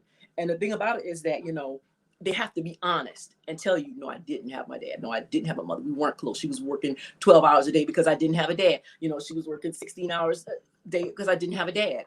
She wasn't there to see how I was talking to women and treating women. And he wasn't there either. And so a lot of these kids are being raised by the TV and video games. And so So they don't have that, but they would have to be honest enough to say, I didn't have a good relationship. My mother was abusive, verbally, physically. My dad was abusive, verbally, physically. But they would have to be honest. And a lot of people, especially on a platform like this, they're not going to put themselves out there and say, yeah, I had a crappy childhood. I had crappy parents, because if they are that honest to say, I didn't have a role model, then at that point, I can say as a woman, I'm sorry that they weren't there for you. Because a lot of the toxicity that is in these people, somebody put it in there, or somebody wasn't there to stop another person from putting it in there. I had 2 parents. They were very protective. We were very sheltered. And so there wasn't people who were abusing us and taking advantage of us and putting toxic stuff into us. Nobody put that into us. So that's not what I give out to people, when I'm interacting appropriately, and so somebody put that in there. And I think there has to be an apology to them. I'm sorry that your mother was abusive to you physically, emotionally, mentally. I'm sorry. I'm sorry that your father wasn't there. I'm sorry that you were not protected and that somebody put that ugliness in you. I'm sorry. Please accept my apology on their behalf. Will you accept my apology for your mother who wasn't there, who wasn't what she should have been? So you can do that if they're honest enough to tell you that I had a horrible childhood. I had shitty parents. If they're willing to tell you that, then you can say, I'm sorry. And can we move forward? But this is how I need you to talk to me. So maybe that's not your practice. And I have actually had guys who I've seen them stop themselves from cursing at me because I don't allow men to curse at me. I've talked to them and they have actually stopped themselves. And I could hear them stopping themselves from cursing at me because I said, I'm not telling you how to talk. I'm telling you this is how you have to talk to me. And if you have to talk this way, then I'm just not somebody you can talk to. And so, and so we have to relearn each other because we were not there for each other. And that census that I got the information from is from a 1950 census to a 1988, a 40-year span, where 72% of our children were in a single parent home. They didn't have somebody there to tell them, not 72% of them. And so that's what's going to come at you and me, Courtney, when we out there on the field. We're getting these guys coming at us who had no, home training, 72% of them, and so we have to. That's a great point. To be understanding, when it great comes to us, point. we might have to teach them a little bit. You just can't talk to me like this, That's how you talk to me. I cannot. I really cannot. I'm raising my children are 13 and 12. And I made that decision when coming back up here. I said, there is no way I'm going to be involved in these professional relationships, but I have to teach you how to use a whole sentence. I have to teach you how to use my name like I was just telling my son, he answered my phone today for me. And he just told, the person exactly what I told him. And I said, okay. I said, now, King, when you answer the phone, you have to say who you are, because remember, you're answering my phone. People are expecting it to be me. So introduce yourself and then say, hey, my mom, da da da da. That's where you go. And he's 12. Okay. So I can say that to him. I feel like I shouldn't have to say to a man over 30, right. You just don't call me and say, you busy? Hello, who is this? Announce yourself. Hi, Courtney. Are you busy? Or is this a good time to talk? I don't understand that for the life of me. And also, one moment, Guy, I wanted to address something. One moment, passionate. Guy Nollywood said, can you explain why some single mothers talk bad about their children, about their fathers? Guy Nollywood, I would suggest you ask a single mother that does talk bad about their fathers to the children, because I'm not one of them. I can't tell you. I don't talk bad. I don't do it. But I am honest with them. I tell them the truth. He didn't send a dime of child support. I'm honest with my children. Do I trash him? No. I'm honest as well. But I tell you, I love. If you don't want me to tell your kids you never paid child support, then you should have paid your child support. So, but I'm honest with them. Hello. Right. I'm honest as well. I can't say that. I am honest as well. But I tell you, hello. I love what I created with them, and I talk about the qualities that he has all the time, right. With the positives and the intellect, right. And all the good stuff. So again, I think that I hear your question, but honestly, Courtney, yes, but nobody's talking bad. And Courtney, you sound so sweet when you're talking to your son, telling him, now people expect me to be on the phone, but can you put your son in a position of that man that was calling you and just saying, hey, he didn't have a mother with a sweet voice to tell him No, that's not how you answer the phone, sweetheart. You have to do this. Because see, you were training your son. Nobody's probably trained him, or he wouldn't be doing it. If somebody had trained him, he wouldn't be doing it. And so, and so I feel so much compassion for them. I think some of these. I wouldn't do it for all of them. Some of the men, I've heard some men say, I really have passionate. I've heard some men say, oh, that's some, I've literally heard some men say that's some whole ass s, that's the way, like to actually say a complete sentence, to talk to someone, and that it really does blow my mind. I said, what type of conversations are females are you even vetting when you could just hop on the phone with them and you talk to them like you talking to a dude, and y'all just skedaddle on up the road and do whatever. I said no. I told the gentleman straight up. I said I speak with whole sentences, and if you can't reciprocate, then we can't really rock, because I give him a chance. Now, did you give him a chance after that to do better? No, it was the same gentleman after. Well, this was a gentleman. Okay, so it was the same gentleman. Remember the one I said that got kind of ghost after I started asking him questions about if he had children or anything? He got ghost. It's the same one. He popped up about 2 weeks ago, and he was like, he sent a text message, and he was like, I guess since you haven't been talking to me, you in a relationship or some shit. And I was, I texted him back and I said, excuse me, if I were in a relationship, it wouldn't be S. And I don't respond to messages that just say call me. I don't know who you're talking to. That could have been a mistake. Well, at this point, that whole interaction is dampening your spirit, and let's help him out by telling him he needs to get another friendship. I'm not saying that from a hateful point of view. It's just that he can't grow until he's in a different type of scenario, and then you can't pay attention who may come later in your life dealing with that type of energy. To Mr. Guy, I will answer your question by saying this, Mr. Guy. The solution is, and I've been saying this to you gentlemen for years, you're in this culture has no machismo. This culture that you're in, sir, Mr. Nollywood, has no, it's very misandry in this culture. You have to get over the fact that the children are being told things. Your friends got to get over the fact. And the only thing you can do is do what I have done. You have to financially defeat these situations, because since Ronald Reagan passed these laws in 1986, a person can go up for free without any setback, and they can go make any allegation, they can go make anything that they wish, and just for the fact that you're a dude, it doesn't even have to be truthful. We got laws like father of record, which is something I've spent like 5-7 years trying to fight against state to state. We were actually able to overturn 3 laws in Chicago, Cali, and Tennessee.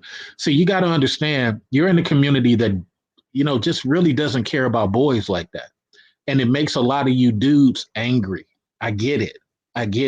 But the solution, gentlemen, is stop being angry. Realize that this community is a misandry community.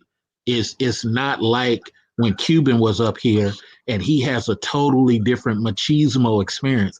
If you see a Cuban in the chat room, ask him about machismo, and you guys will be amazed to know how different it is.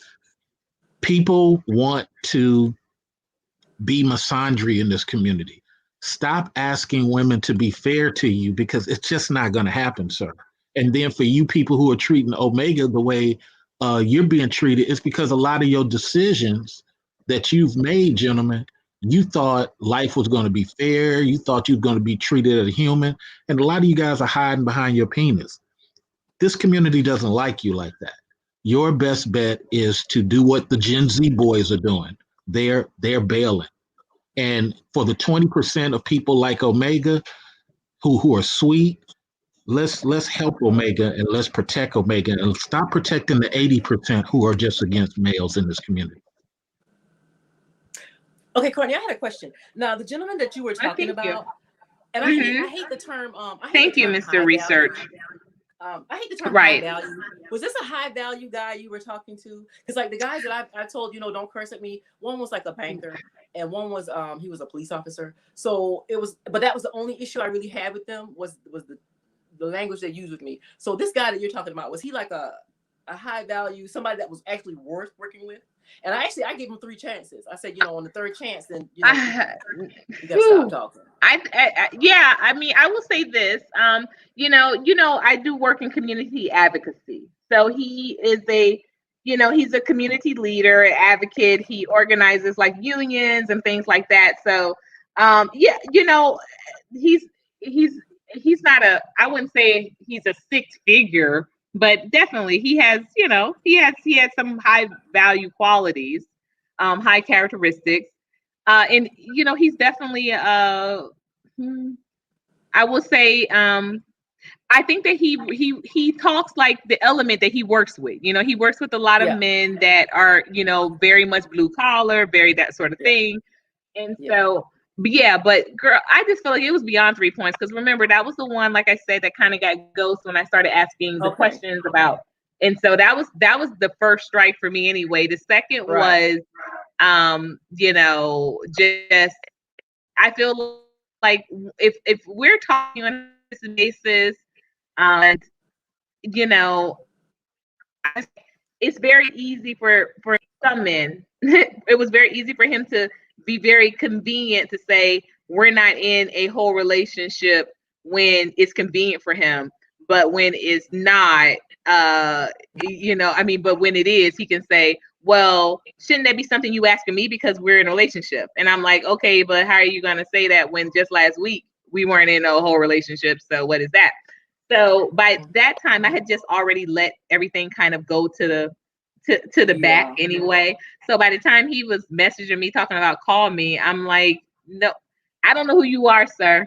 Who is this? And you don't address me by my name. So he already reached this 3 times because literally I give them 3 times, and I tell them you got 3 times, and I literally give them 3 times.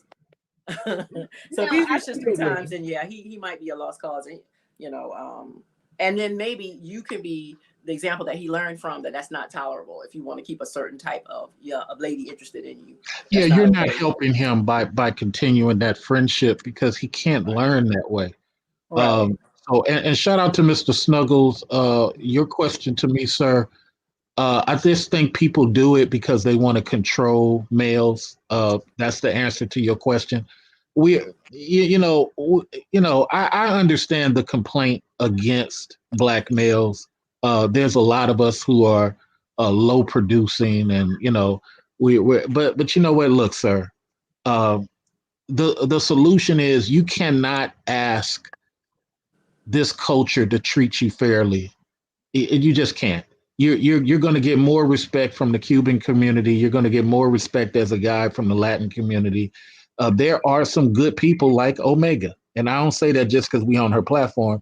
There's some good people like Omega. You got to surround yourself around the Omegas of the world, Gabby Sidibates of the world. Stop trying to tease women who appreciate guys, because what you gentlemen are doing, you're protecting the 80% of women who don't like guys just because they're Black. And when I tell you, you hold conversations with them, you can tell they don't like guys. They pretend they do, but they don't. And you gentlemen get mad off that. Stop getting mad.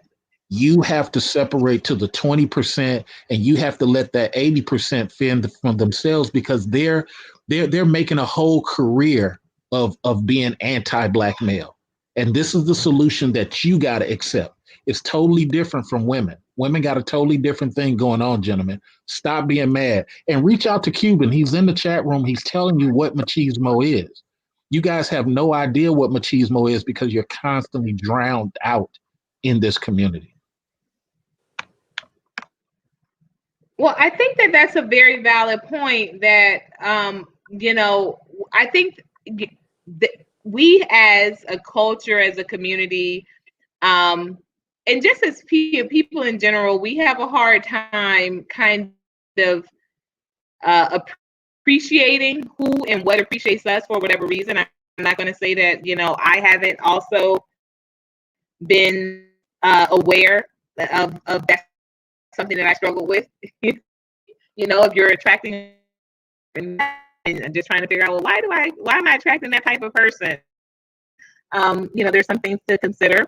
But I often say too that I don't think that you should have to be in a romantic relationship in order to get respect from a person of the opposite sex.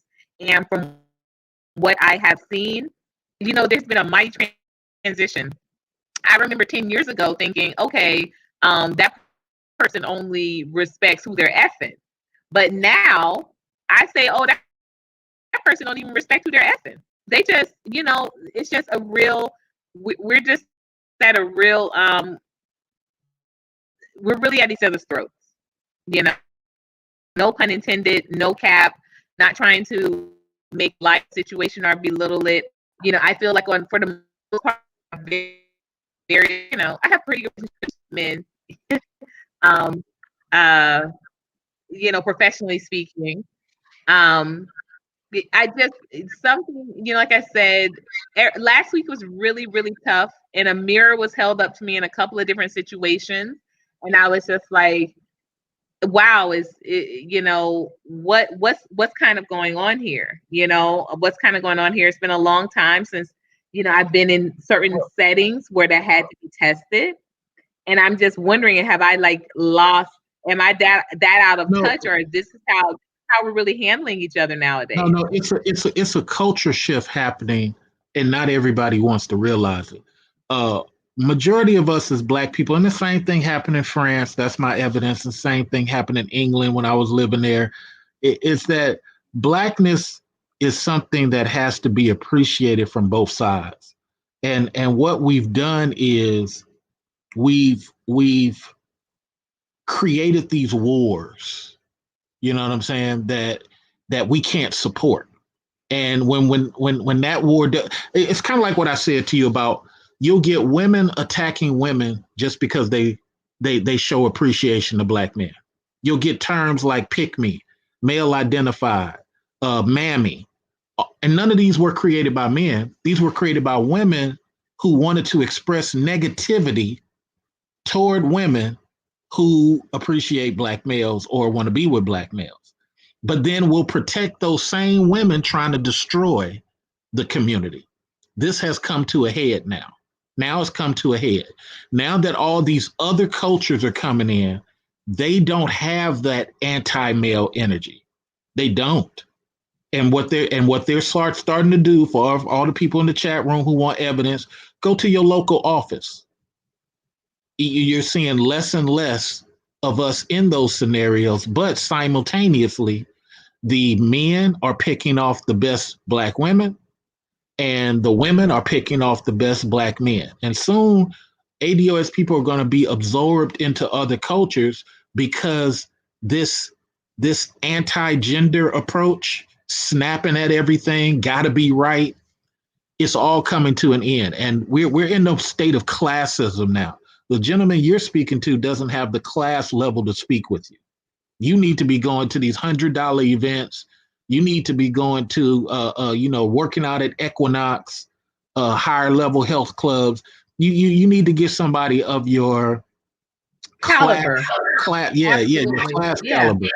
And the unfortunate thing is, they may not look pretty. They may not look cute. They may not be in shape, but they're able to interact with you on that level. We have just tolerated the antagonist people in the Black community way too long. And me personally, I'm not going to protect them. I'm not going to risk my job for them, because they've shown through the 80s and 90s that they're only about self. Here's a point that I was making earlier before I got interrupted. when you look at the 80s and 90s, you had black people, male and female, especially even earlier than that, coming out of Jim Crow 60s and 50s, they were able to graduate high school and go directly into a $70,000, $80,000 job. Why did our people start saying you must have skill set to get these jobs? They don't treat their people like that. White people don't sit up here. Irish people don't critique Irish people like that. I speak a little bit of Gujarati. Indians and Pakistanis don't treat their people like that. It's only our people who have decided to be so educated in their minds that they want to push one narrative: be anti-black. And the same problem is having in Africa. On my channel, if you notice, I talk about Africa a lot.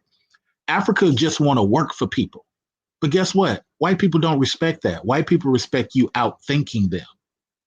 So when you go back to that other thing I said about many, I didn't say anything anecdotal. I said many are not able to bring their own children into the jobs that they work. Yeah, maybe 10% of us, 20% of us can, but the majority of us don't have that power level. We just don't. And I'm the only black man at my job. It's all the other black men are service workers, janitor, security, stockroom. And it's like I have to fight hard just to get dudes hired. And it's sad. And this, that's why when we were talking about this earlier, I was saying why some of these dudes behave the way they behave is because of what we boys experience. Of course, we can't produce that through any stat or study because we guys, and every guy in the chat room knows this, we take a lot on the chin and we just don't. We don't get out into reporting half of this stuff. And, but it's kind of like people who try to say this many of people date and this many of people date. Those things are not mathematically trackable. So to even ask for those things is an oxymoron and disingenuous, but to each their own. We have to have solutions in regards to those of us who are going to survive. And Omega, many arrogant people are not going to survive because males are not going to protect arrogance. And many of the dudes who are, I just had a YouTuber fan of mine. He's a fan of many people, but he committed suicide. You know what I'm saying? And this is the dude who was an engineer. He had a family. See, we don't have time for all these anti-male comments and these UUUs. You know what I'm saying? It's real stuff happening out here. So I understand that things I say trigger people or people from the safety of the chat room. They feel like I could have said it a different way. But look, I just had a dude put a gun, not a gun, but take pills and kill himself because he couldn't deal with certain things. He couldn't deal with some of the support that he wasn't getting, and so on and so forth. And we're in these communities high-fiving these childish achievements. Ain't no black girl magic. Ain't no black boy magic. In a minute, the DACA people are going to come and make at least 25% of us homeless by 2023. Listen to Mr. Research and watch the technique. Okay. So in our closing thoughts, go ahead, Passionate Bliss. Sir, because actually I just logged in on my phone, and so I can see the text because I can't see the text on this iPad here. But and I actually saw Sir's comment. I do believe that men should have a 3-strike rule as well.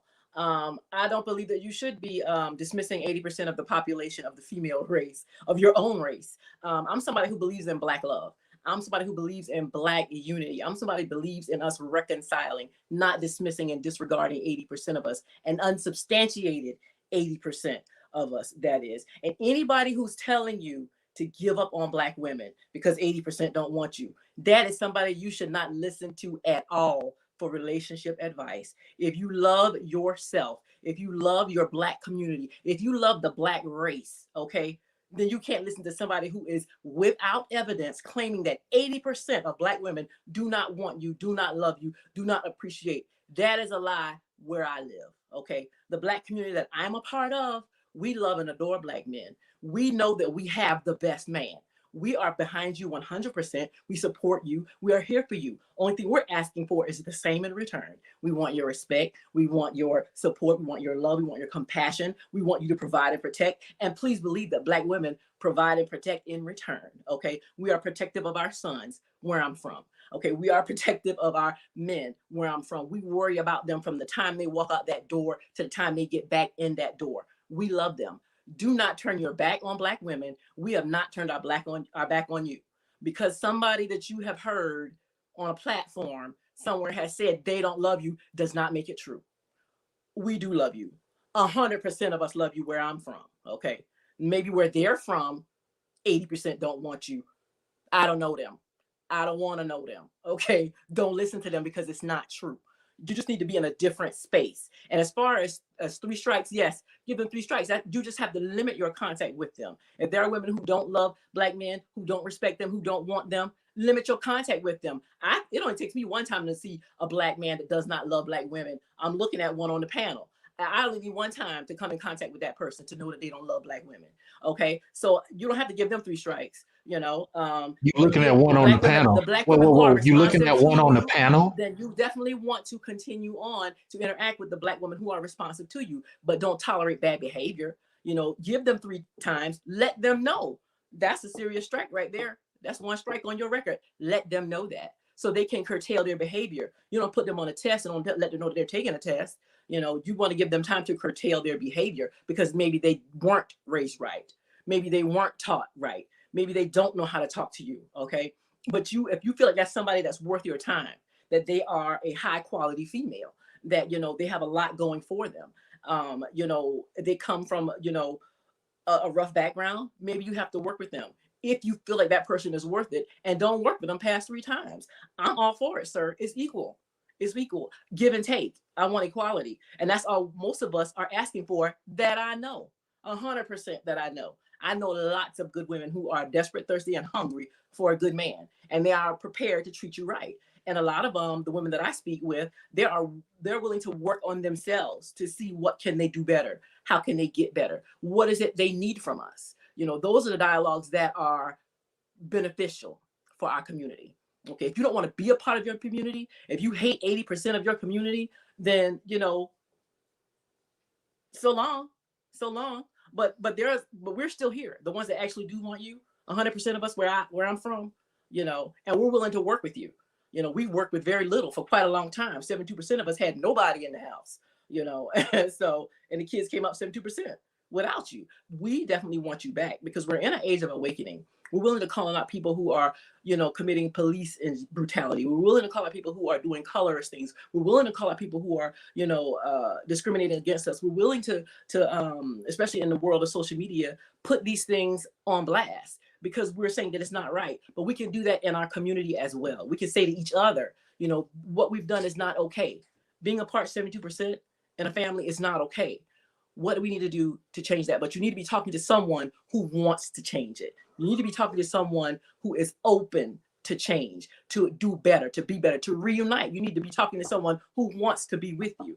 Anybody that's telling you to dismiss your community, turn your back on them because 80% don't want you, that is not somebody who should be giving relationship advice, and you should not be receiving their relationship advice. They're toxic. These are the toxic people who are in our community poisoning the pool. Okay, because that is toxic to Black love. That's toxic to the Black community. We won't grow and reunite like that. We won't build. We won't become a force. We won't become, you know, we won't rock the nation like that. You know, there is magic in us. There's Black girl magic and there's Black man magic. We're magic together. Our melanin is magic, okay? And that's why they make such an effort to crush us, because we are magic. And together we're a force to be reckoned with, but we have to be together. We have to be together, you know, and we have to want to be together. We have to want each other. We cannot be touched together. And these divisive people who are telling you dismiss 80%, they don't want you, that is a lie. Okay, I'm okay with saying that. That's a lie. 100% that I know want you. Desperately. Some of us are desperate, actually, because you're magic and we're magic. And together, we can't be stopped. So please disregard anything that says otherwise, okay? We need dialogue that's going to build and heal and reconnect. And that's my closing point. Shout out to the chat room people who said don't respond to that attack. I'm not. And this is why, gentlemen, I said if you notice, that's fair. it's not nothing original. It's all a rebuttal. If you notice, gentlemen, the things that I coined were what 50% of what that rebuttal was. It wasn't original. And this is what's been happening the entire time. So, gentlemen, look, this is just evidence that you know you're gonna get this type of stuff. You're gonna get this type of stuff.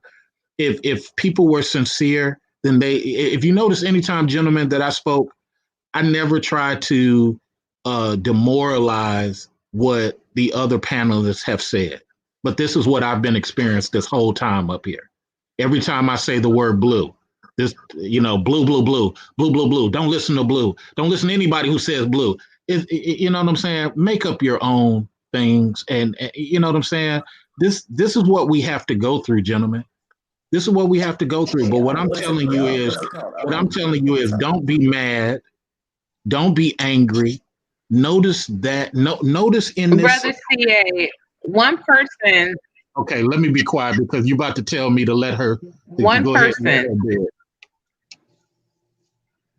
You've been protecting her. No. I'm not going to tell you to let her. No. Time. What I'm going to say is that again. No, Mr. CA.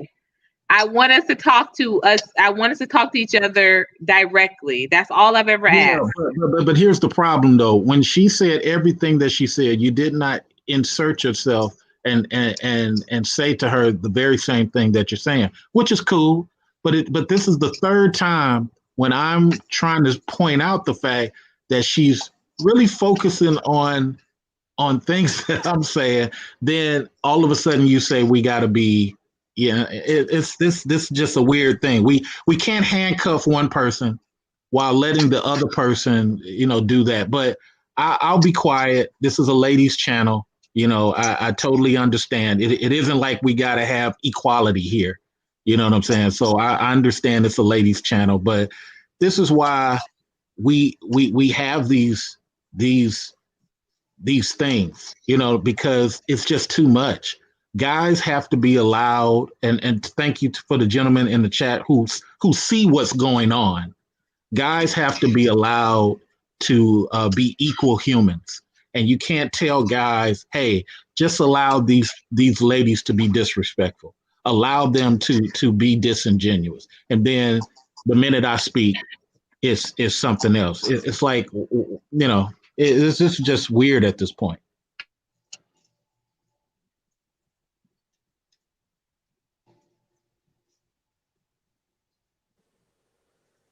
Yeah, good night, sir. Good night. Because all you've really done is told. Now, I'm not. No, ma'am, you just here to hate. You just here to hate, ma'am. Ma'am, you came in here to hate. Now, wait a minute.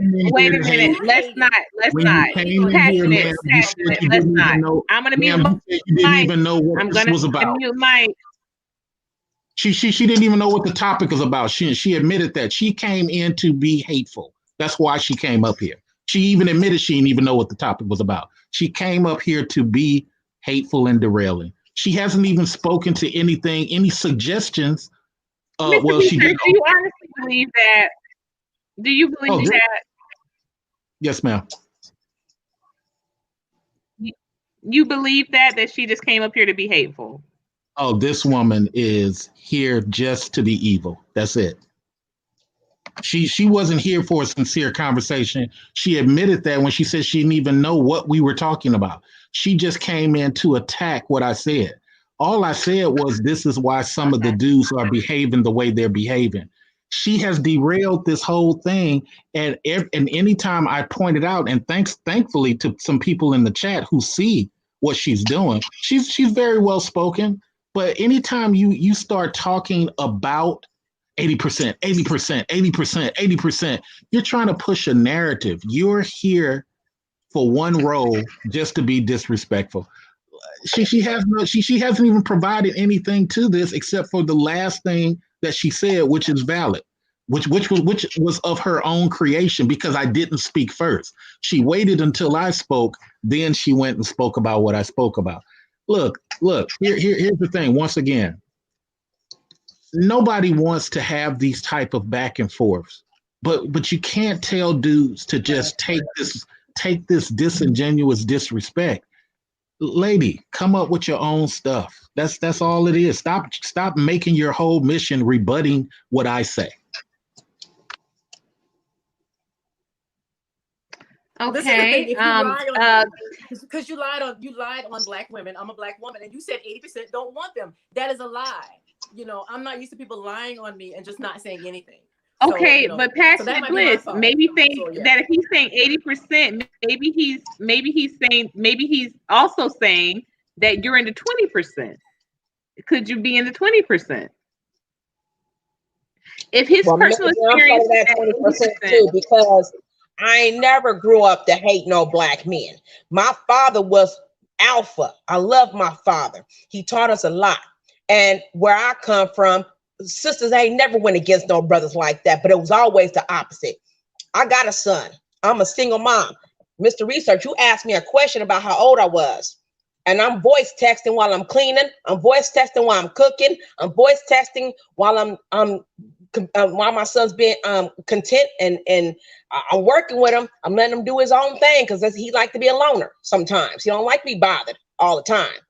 And I voice text, and you going by how I say things. And I saw, when I read it, I seen how my words are coming out, even though I'm speaking and Google's going to change what it believes I said. And you asked me how old I was. I told you 45, and you said that's why. You see, you think that you're slick, and I don't like that. I don't like that you're getting on Courtney's channel and you make it seem like everyone is attacking you or the men.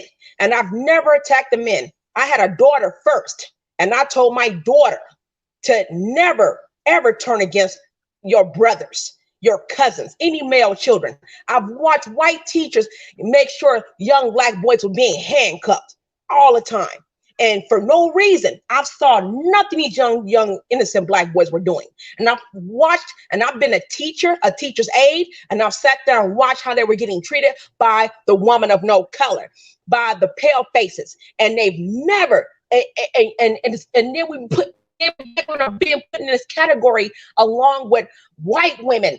How you been treated by the Indian women? Oh yeah, they don't like Black folks. Look at Kamala Harris. She don't like Black men or women. You know what I'm saying? So she's gonna push her South Asian agenda against us. But for some reason, we're put in that category like everybody else, and we ain't even got the power.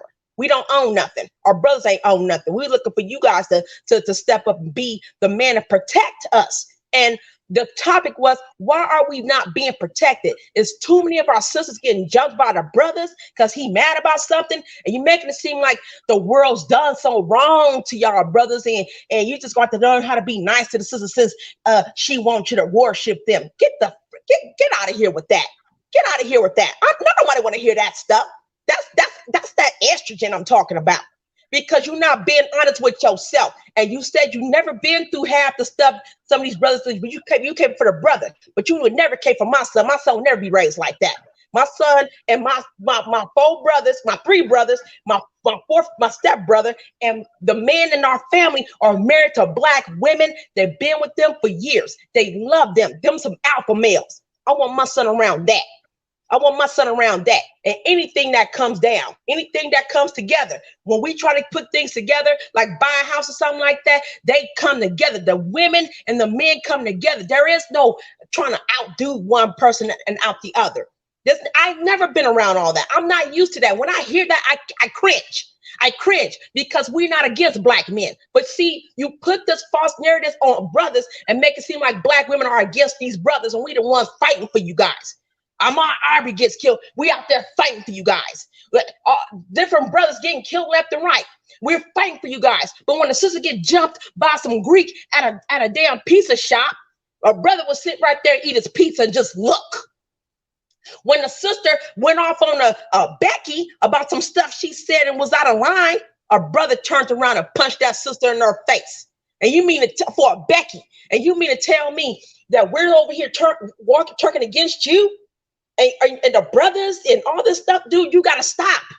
That's illegal. All that stuff you saying, I've watched, I've listened, and that stuff is false. Can I share something with you? A false narrative, and I got a son. And he's an alpha male. I'm not gonna compromise that. when I needed help for my son's clothing line to come out for men child, because they over here trying to put y'all in heels for men child clothing line. Brothers are like, oh man, good luck. Good luck. Well, what the hell is wrong with that? Because as a female speaking, I think you're more intimidated because she's very intelligent. And a lot of brothers don't like intelligent women. And if you could be honest with yourself, brother, then we can all get along. Because you say some good, valid points, but then you throw it off with a wrench and you break me again. You break my heart again, brother, with that.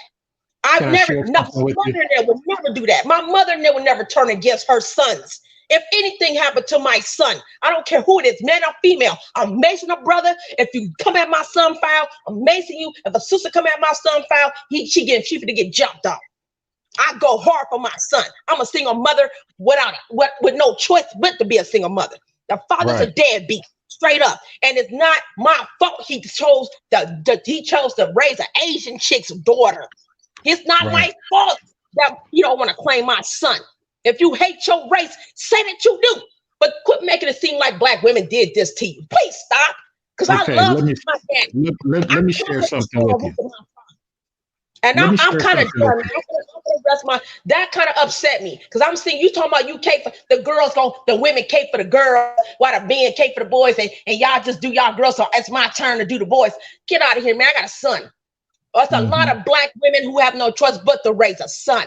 And she's going to do the best that she can, because we're looked down upon for even having a baby. Our values are less. When you look at us and y'all don't want to talk to us, y'all don't want to be in our lives, you don't want to work with us, you don't even want to be in the son's life if it's not your kid, because you don't know where she be. You got all this high notion of negativity against a woman who's a single mother who has a baby, and she's not protected even with the baby, because we don't have a black man that say, hey, how you doing, sister? We don't have that no more. We had it back in the 90s. Somewhere down the line, it died, because a lot of men choose to walk out on the woman he made pregnant and had a baby. Okay, so please, I'm gonna get off this. I'm gonna get off. No. Stay here, T. Because you misunderstood. Number one, you misunderstood. You misunderstood. When I say, oh, that's the reason it is because you said you're a mother. It had nothing to do with you 45. So you misunderstood that. So that's number one. Number two, T, is that, and I'm not going to be long-winded because other people got to speak. But number two, T, is I know I say stuff that goes against the grain and sounds anti-woman. I know how it sounds, okay? But what I'm trying to suggest to you, if 75% of people are telling you the same type of stuff and there's no change in the black community, then evidently the 15% that Mr. Research is saying could possibly be a reason and may need to be considered. If you shut down 15% of what Mr. Research is saying because you don't want to hear it, not you personally, or other people try to shut down, then you never see the possible fix, because everybody's telling you 75, 80% of what you want to hear. But then decade after decade, it never changes. And you still wondering why some dudes sit there and eat a pizza. Well, maybe the 15% of Mr. Research says is the reason. And then when Cuban came up, I understand people were saying, machismo is this, but these boys don't know nothing about man pride. They don't know nothing about that. It's not part of our community. It's female pride in our community. Boys are told to put females before their own son. Maybe not your nephew, maybe not your son, but the vast majority of us do. I don't have those personal problems. But I've been out in the streets where these are the concerns of boys. I don't want to go home. I hate my mama. So if I want to just lie to you and join the 75%, then you'll never hear the 15% that could be the solution. T, the microphone is yours. Well, actually, we do have Cuban Libertarian is back on the panel, as well as welcome NC Worker, your first time on the panel this evening. would definitely love for you to weigh in or contribute to the conversation in regards to creating solutions. So, and holding men accountable in regards to their disdain and attack on women.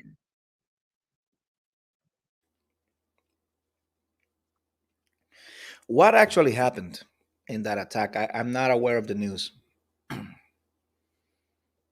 Well, the woman so was, there was a woman that was going to a liquor store in Harlem, and she was stopped by a gentleman on her way in as well as on her way out in regards to offering him to buy her an alcoholic beverage and or some wine. And she said, "No, I'm just trying to get back home to my daughter." And then this is when she was attacked. She was attacked by one man holding her, another man grabbed her phone. The man that had originally approached her bit her eyelid almost completely off, causing her to have nerve damage. She can't open the eye that was bitten. And they took her phone and said she's not calling anyone. And there has been a protest that has erupted outside of the store, and it's been mostly comprised of women. Right. And people are asking where are the men. Just like bit her eye and stole her phone. Well, these men they're not crackheads. And there's some, and also it has also come to the attention that this is something that this duo does consistently. It hasn't been to the point where someone has been bitten and mauled in the face, but they consistently harass women. They have taken another female's phone. They have attacked other females verbally, chased another down the block. And this is something that one of them consistently has been linked to over the past few months. So the concern is that though with the protests and the outpour, it has been mostly women that have been coming out. The men have not been as vocal. I seem to have lost NC Worker.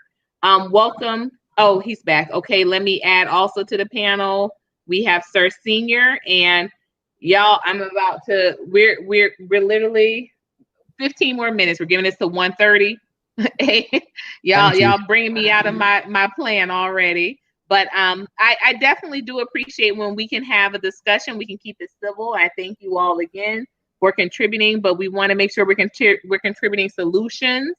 And we are speaking again. Thank you so much, Mr. Research, for continuously reminding us to speak to the topic at hand. Thank you. Now, let me ask you something. Is this a race thing or is this just like a woman thing? They feel that the men should have been more supportive. Of what?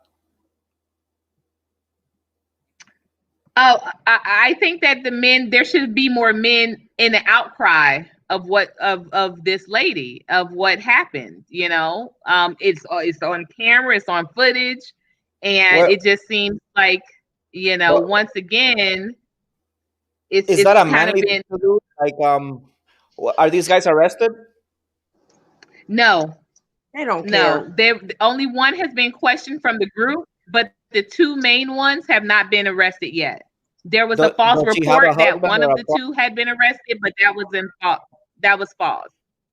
What about her family? As of yesterday, 3:00. I haven't seen any updates since then. Okay. Well, I guess I can describe what would happen in the Cuban community. You said what? If this were to happen in, I guess, a Cuban community or something like that, the men in the family would go out and find these guys, or I mean, everybody would go out and find these guys. If the police don't get to them, then they will probably not have a very good time. They may not make it alive to the police. You can't just jump a woman. That's weird.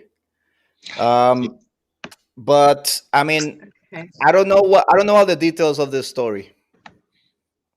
I think you said it correctly. In Latin culture, they're big on la familia. They're big on a sense of community. And this is kind of what I spoke to machismo, in my view, being a bachata and salsa dancer and just exposed to a lot of Latin culture. The boys are appreciated so much that they do become the defenders of the community, even though they don't know this particular one. They do go out and hunt these guys. And sometimes the boy can be 8 years old and he's always felt like that. He's always felt that. Sometimes the boy has been a single mother, but he still felt a sense of machismo. And this goes for the Argentinians, all of them. So I understand what women want out of this community of Black ADOS men. I do understand. It's just that people like Mr. Research may go out and find him, may go out and do these things and risk to go do these things. But a lot of the other men don't, because they don't feel the connection. And that's what I'm trying to share with women. I don't have the statistics. I'm trying to share with them that the solution is you got to understand a lot of these guys don't feel connected, even though they grew up in these ladies' households. And reason I mentioned machismo, they don't have a connection to that. Look at Sir is on the panel. He's going to speak in a minute. Sir is a guy who has possession of his children. He'll even tell you in some circles, that's not applauded. That's not appreciated. So we got to understand our community. We want certain things from these males, but we got to distill something in these males other than lip service. It has to be like my Cuban brother here, where he feels that from his community from a little boy on up to some degree. But correct me if I'm wrong, anybody. I kind of want to go in, if I can speak now. I don't want to jump in front of nobody. Any response to that? Okay. Well, I just want to say this real quick Sir before I get Senior. off. Okay. Okay. I just say, As always, let me say this before I'm going to get off. I just want to say this real quick, and I want to apologize too, because I didn't give credit where credit was due. Shout out to the men in Oakland, California, and in Hunters Point, because if anything would happen like that, if they found out their sister or their Sacramento, California, if they found out their sister or cousin or auntie was assaulted by a few brothers, it won't be no police. It won't be no police. As a matter of fact, they'll be found and we ain't gonna know who did it. They're gonna be found and it's gonna be in the corpse. So shout out to the men, because they still down like that. They would never let nothing happen to their brothers and sisters out there, especially the sisters. They would not do that. As much the sisters cook for them and bail them out of jail and stuff, you think they're gonna sit there and let that sister who just went in just go get a bottle of wine, who turned down the offer, get jumped? Nope, it's gonna be a problem. They and them is on their way. That's all I gotta say. So shout out to those Pookies and Ray Rays, and I'm out. Peace.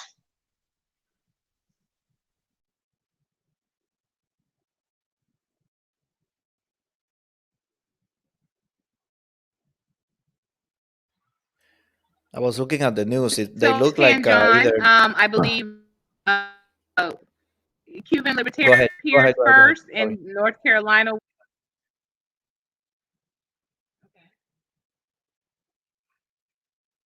Oh, I said if you wanted to comment, or we were going to move to North Carolina worker and Sir Senior.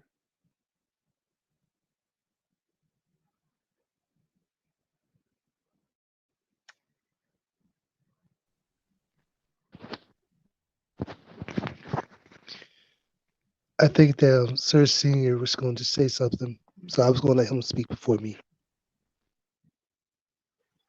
I appreciate that. Like I was saying, just salute to everybody. Always, Courtney, thank you for allowing me on the panel and allowing everybody to be their authentic self. I want to start off saying that, like I always do, that we have to be honest with each other and ourselves. If men are checking men and honest with them, then men will be better. If women are checking women and honest with them, then women will be better. If we're honest with men and women, then we'll all be better. We have to not always focus on if it's 80%, if it's 12% of the bad men or bad women. We need to focus on the good ones because there's always going to be haters. That's the way it is. Hater bees marry hater, in other words. Kanye said that.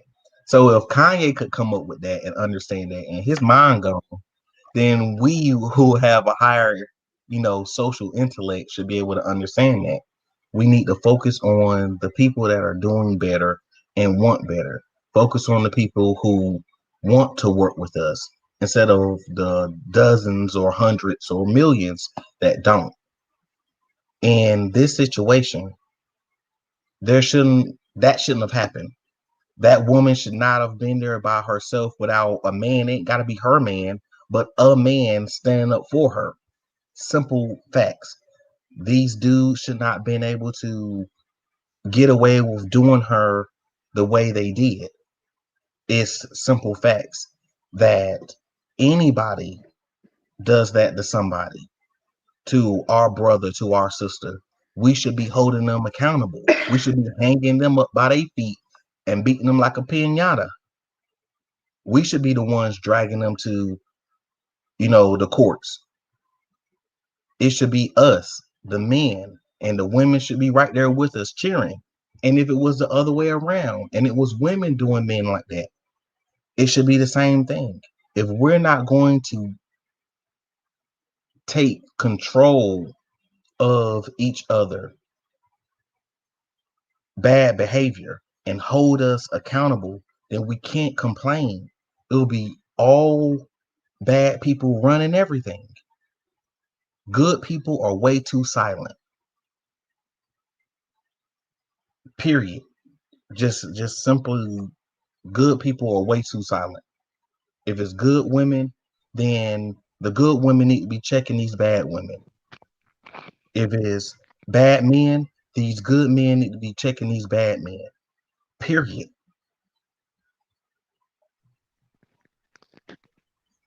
I could pretty much agree. I have a question though for you, sir, Senior. Why do you think that the good people are silent for? You don't get praise for being good. You don't get praise for being good. When you say something empowering to a black woman or to a black man, if you're male or female, you get down, you get berated, you get talked about. If I tell black women, okay, well, love yourself and be as strong as you want to be, but do it in a feminine way and not a masculine way, they'll say, oh, well, I'm a simp. But on the other side, they'll say, well, you a red pill, blue pill, every other pill. I mean, I ain't know I was taking Percocets, but that's according to them, I'm on every pill. So it's those simple things that is the reason why good people are more silent, is because they're not championed how we used to. We big up ratchetness. We big up loose women and loose men. We big up people who's tearing down our communities and not bigging up the people who are building up our communities. Let somebody who's quote unquote a good person do one bad thing. Everything they did in their whole life is trash. But these people who have been doing dirt since they were born get pats on the butt. All these pats on the butt lead to homosexuality, but that's a whole nother conversation. Also, we got to talk about the fact that I've met several black people from here, Americans, and they don't like guns because there's gun crime or gun violence in their community. But if that lady were strapped, maybe the situation would have ended differently. I'm just saying, black communities need more guns, not less, but guns owned by law-abiding black people, so they can get rid of the riffraff. Sorry, it's true. I understand where you're coming from, Colombian, because I understand your culture.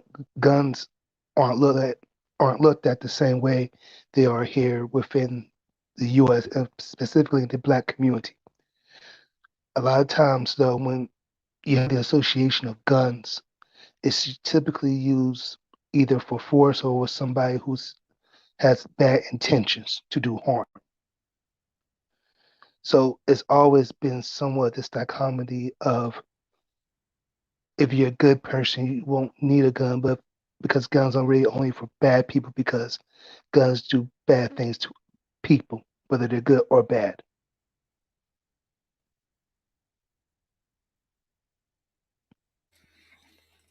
The founding fathers had guns. That's how they defeated the British. Everybody has guns, man. No, I actually do. Keeps us polite.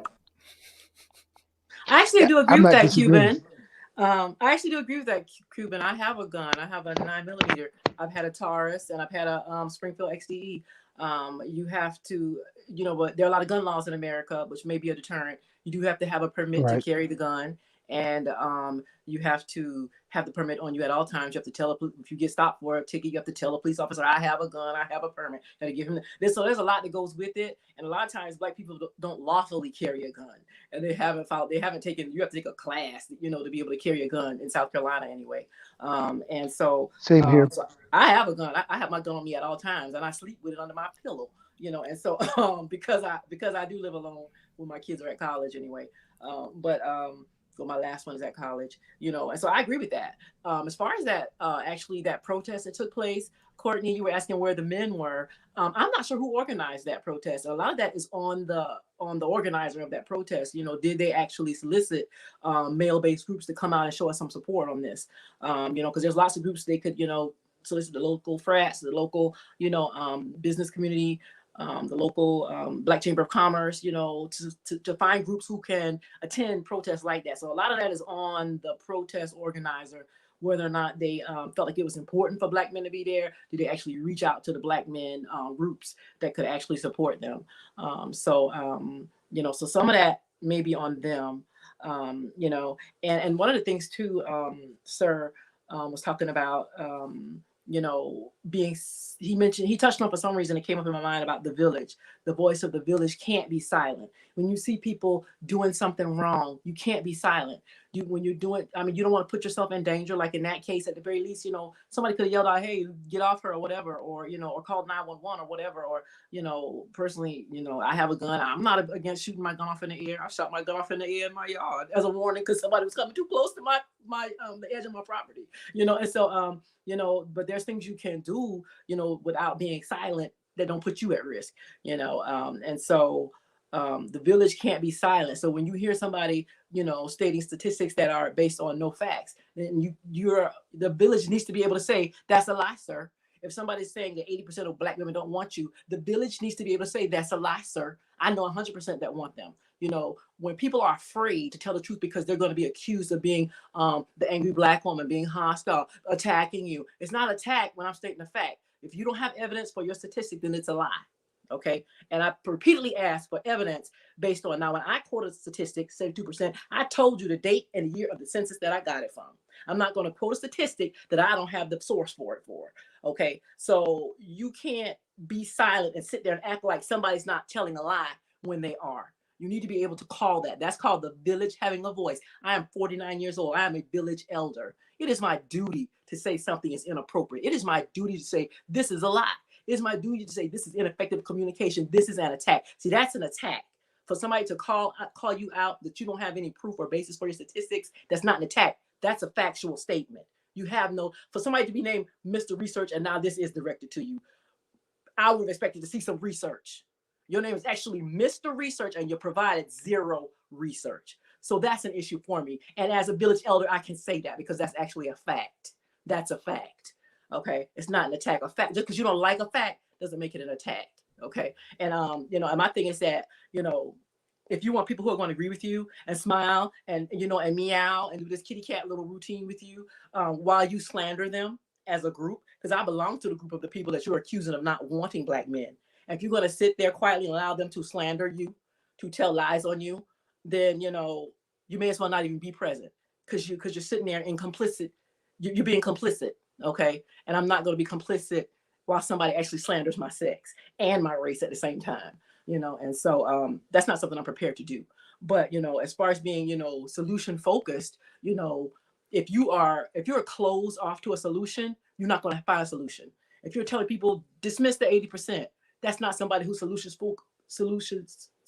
focused. They don't want a solution. They want to bail, you know? But my thing is, why would you discourage others who are not closed off, who don't want to bail out on Black women, on the Black community, on the future? We are the future of our community. And if you bail out on us, our race cease to exist, because these mixed race people, they're not Black. They're mixed race.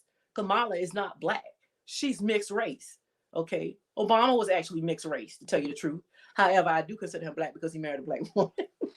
Kamala married a white man. She already showed where she belonged, where she wants to be. She married a white man, you know. And so, but the thing is that those people aren't Black. They're mixed race. Okay. And so if you want to go ahead, and those are facts. Actually, those are facts, you know. And so because if I say something, I don't know everything, but I know a good bit. And if I say something, it's going to be correct when I say it. It's not going to be based on made up statistics and made up information. You know, I can't even respect the conversation where you've made up statistics and you've made up facts that are actually your opinions, you know, based on zero. And I asked you for it, you know. So to me, that's not even somebody you can have a constructive conversation with, you know. And if you want to, you know, beat your head against a brick wall trying to convince somebody who doesn't want you that they should want you, then, you know, that's energy that you could have been using to do something productive, like come up with a solution, you know. And like for me, when Courtney's question was, where were the Black men? My solution was they should have solicited Black male organizations to say, come support us. Because we can't say they didn't support us if we didn't ask them to support us. If we didn't say, hey, they may have found out that protest was going on the news. That may be where they first, you know, heard about it. And so to me, that's my solution, is that when we organize, if we want to see the male representation, we have to extend the branch to them. And then if we want to criticize them, then we have to be able to say, look, I extended my hand. I asked them to come. They didn't show up for us. Then we can criticize them and say they weren't there. So I don't think it's actually fair to say, you know, they weren't there for us in that case. But to say we aren't there for Black men and the Black community is a fallacy. It is unfair. It's unkind. It's unloving. And I have only spoken love to the men in this room. If you can hear, and if you can understand, and if you can comprehend, then you only heard love coming from me towards the Black men in this room. Now, for me to call somebody a liar that's telling lies, you know, those are just facts. And, you know, but I have only spoken love to these men in this room. Anybody who's saying otherwise, the truth is not in him. And so, you know, that's not, that's the thing. You calling it a personal attack doesn't make it a personal attack. I'm stating facts. Because you don't like the facts doesn't make it an attack. Okay. And this is something that's well known to people who are effective communicators. Okay. And if you don't want to these quote unquote attacks, then why don't you try to speak factually? When I quote a statistic, I told you where I got it from. I told you the year it was based, and you can go look it up. Okay. So I stated facts with my percentages. Made up percentages, those are lies. Because I asked for the basis for it. I would have looked it up myself. And I would have said, hey, you're right. Mr. Research, who has no research, you know, I've seen no research, you know. What basis are you even wearing that name? Now that's actually a personal attack. So I'm gonna stop there. I'm gonna stop right there. But no, and the thing is that the reason I get offended is because, you know, my goal is unity and love and reconnection. And when I hear somebody who is definitely, you know, spitting out toxic hate attacks, you know, and the opposite of that, I cannot, as a village elder, sit by and say nothing. That's the real reason our community has degraded, because people who know better did not say better, you know, and we can't improve that way. And so that's all. Can I ask two questions? I want to answer the sister's question Taylor's question in the chat, but I want to ask two questions. Earlier, you said that I was spitting the same rhetoric and agreeing with everything he said. So, like, was that not a attack against me, sister? Because I actually, only thing I told him, the only thing I said was that I asked him not to even respond, and then somehow I was, looped into a bunch. I agree with a lot of stuff he says, but me agreeing with a lot of stuff he says doesn't mean I agree with everything he say. But I was I was scooped all into the same pile as, oh well, he just like him. I mean, you said that. I didn't You said say that. that. I said you were co-signing a lot of the foolishness. That's what I said. So how was I co-signing his foolishness? I'm trying to figure out when I did that. I'd have to scroll back to see. But I believe it's when he was saying, because that's something I said quite a while ago. I believe he was saying something about them not wanting to protect, they don't want you to protect them or something like that. And it seemed like, I don't know what you actually said, but I'd have to scroll back to see what it was that you actually said. Okay. But I know I did type and say that you were co-signing. You want me to go back and look at? Yeah, I appreciate that. I appreciate that. Okay, I'll mute and then I'll go look for it. Okay. And Taylor, she asked a question. She said, I have a question for Sir Senior. Do you agree that Black men and Black women have reached a point where it's not, excuse me, it's a now or never situation as far as building bridges? Also, do you feel it's possible among Black intellectuals to see each other as people that can come together and preserve the integrity of our racial culture and ties? And my answer to that is proven here tonight. It's proven here tonight. Instead of us focusing on the things that we can agree with and coming up with solutions, we're attacking each other. But why? Why are we attacking each other? There's lots of wisdom in this sister, and there's lots of wisdom in that brother. And she's trying to fight for the rights of women who still love Black men. And he's trying to fight for the right of men who've been hurt by those bad Black women. They're having the same conversation from different points of view. But instead of coming at it and saying, well, I see your point, hear my point, and agreeing, we're being adversary to each other, and we're supposed to be loving each other.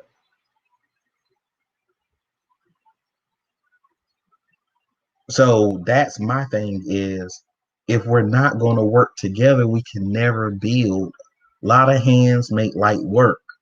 But if it's only two hands doing all the lifting, nothing's ever going to get built that way.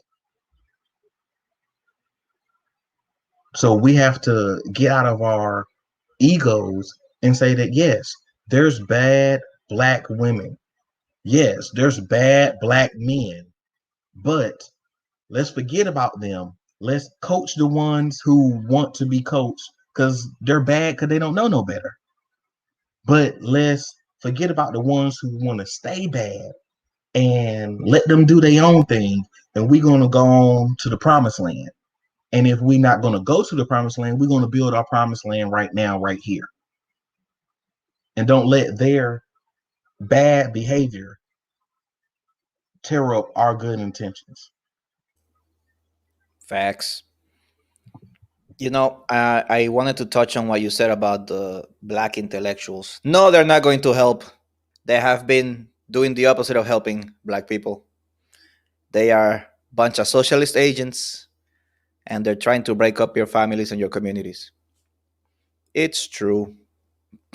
Have they said anything about these Black women being attacked by Black men in a Black neighborhood in New York? No. Even the news say, woman beaten, robbed by men. you don't know what race they are in the news. You only know what race they are when it's convenient for, to do the race baiting and the electioneering and all, and the campaigns and everything else. But now that Grandpa won, all the headlines turn into just men and women again, right? And what's the name? Or like, I don't know, I guess Van Jones or the other one or the other one or the other one. They're not going to say anything about this. If they do, they'll just say, look at all these men beating up all these women. Because, you still have a little victimhood, intersectionality there, I guess. But that's as far as it's going to go. Nah, man. Yeah. Stop fighting. Start making up. Because, it's entertaining to see the Black community fight each other, but it's freaking sad too, man. You just bloodletting left and right. And, there has to come a point where you say enough is enough and let's just build. I know it sounds cheesy, but, love each other, communicate effectively. That's true. And, emulate communities that have that get it. Emulate communities that are doing well. If you gotta don't even act white, act Asian. Vaya. Act Asian, act Jewish. If you don't want to act white. You feel me? Just do something. No, we have to act black. Well, you see, like, for me, when I act black is different for I guess for Black Americans. Like, being black in America comes with so much baggage. I'm just saying, just jettison that. If you want to act black, act Nigerian. There. Act African. No. Come over here and become a doctor. Do it. No. Just do it. Just get up in the morning and be a doctor. Be a lawyer. No, you can't get us to defect, Mr. Cuban. We're not defecting. Then, then take over the country. That's all you gotta do. I mean, look, you get all your guns, you get all your gold, you get all your Bitcoin, and you start buying up land. Like Kanye, but less, bipolar, and just segregate, like voluntarily segregate. I'm not mad at segregation, man. All right, I'm not mad at it. Like the Chinese have their own like little neighborhoods, and the Italians have their neighborhoods. Everybody has neighborhoods, man. You can have like nice black neighborhoods again. They're not gonna get bombed because you got guns now. All right, and you got your gold and your Bitcoin. And that's how you do it. I'm telling you. Clans. That's the way, in my opinion.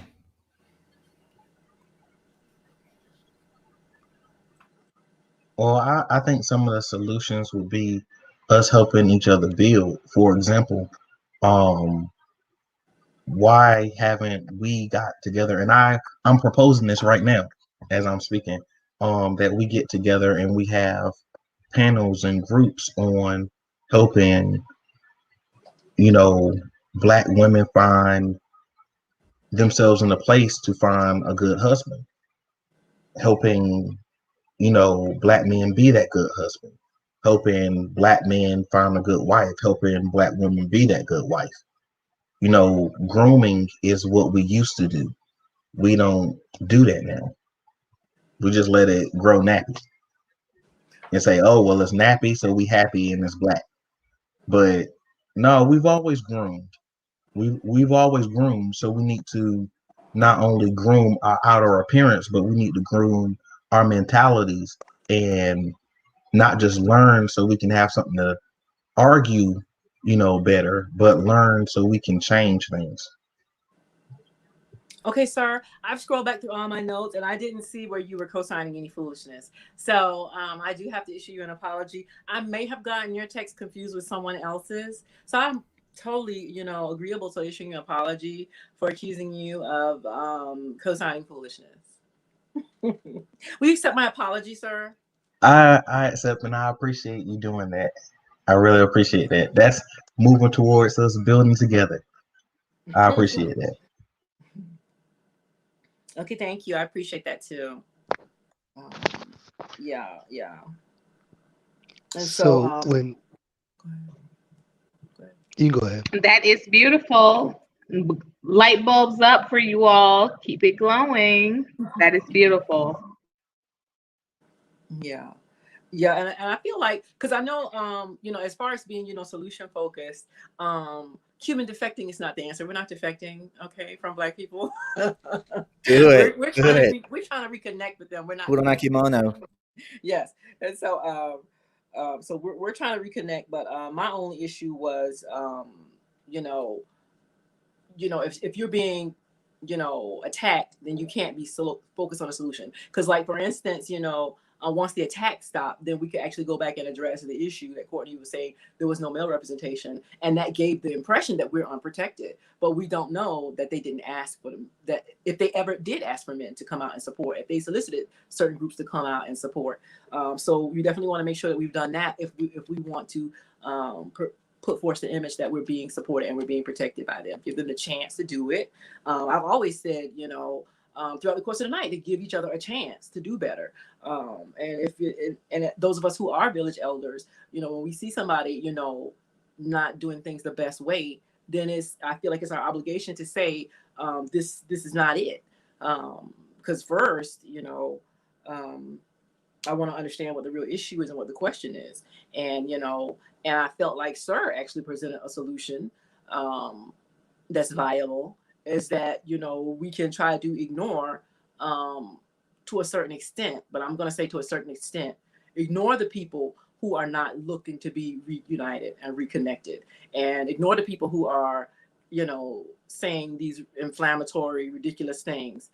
But I can only do that to an extent, because I have to stop you when you're telling lies, when you're making up statistics, when you're making generalizations. I have to stop you, because that's ineffective communication. And when you don't say something that gives the impression that you agree, if I don't say these statistics have no basis, then and I continue on speaking, it's as if I'm agreeing with the fact that he's made these ridiculous statistics based on nothing. It's as if I'm letting them into the court record without objection. Because even if you're in court and you say something not true, the other lawyer is going to say, "Objection, Your Honor," and he's going to say, those are facts, not in evidence. Okay, Courtney know this. She was married to a lawyer.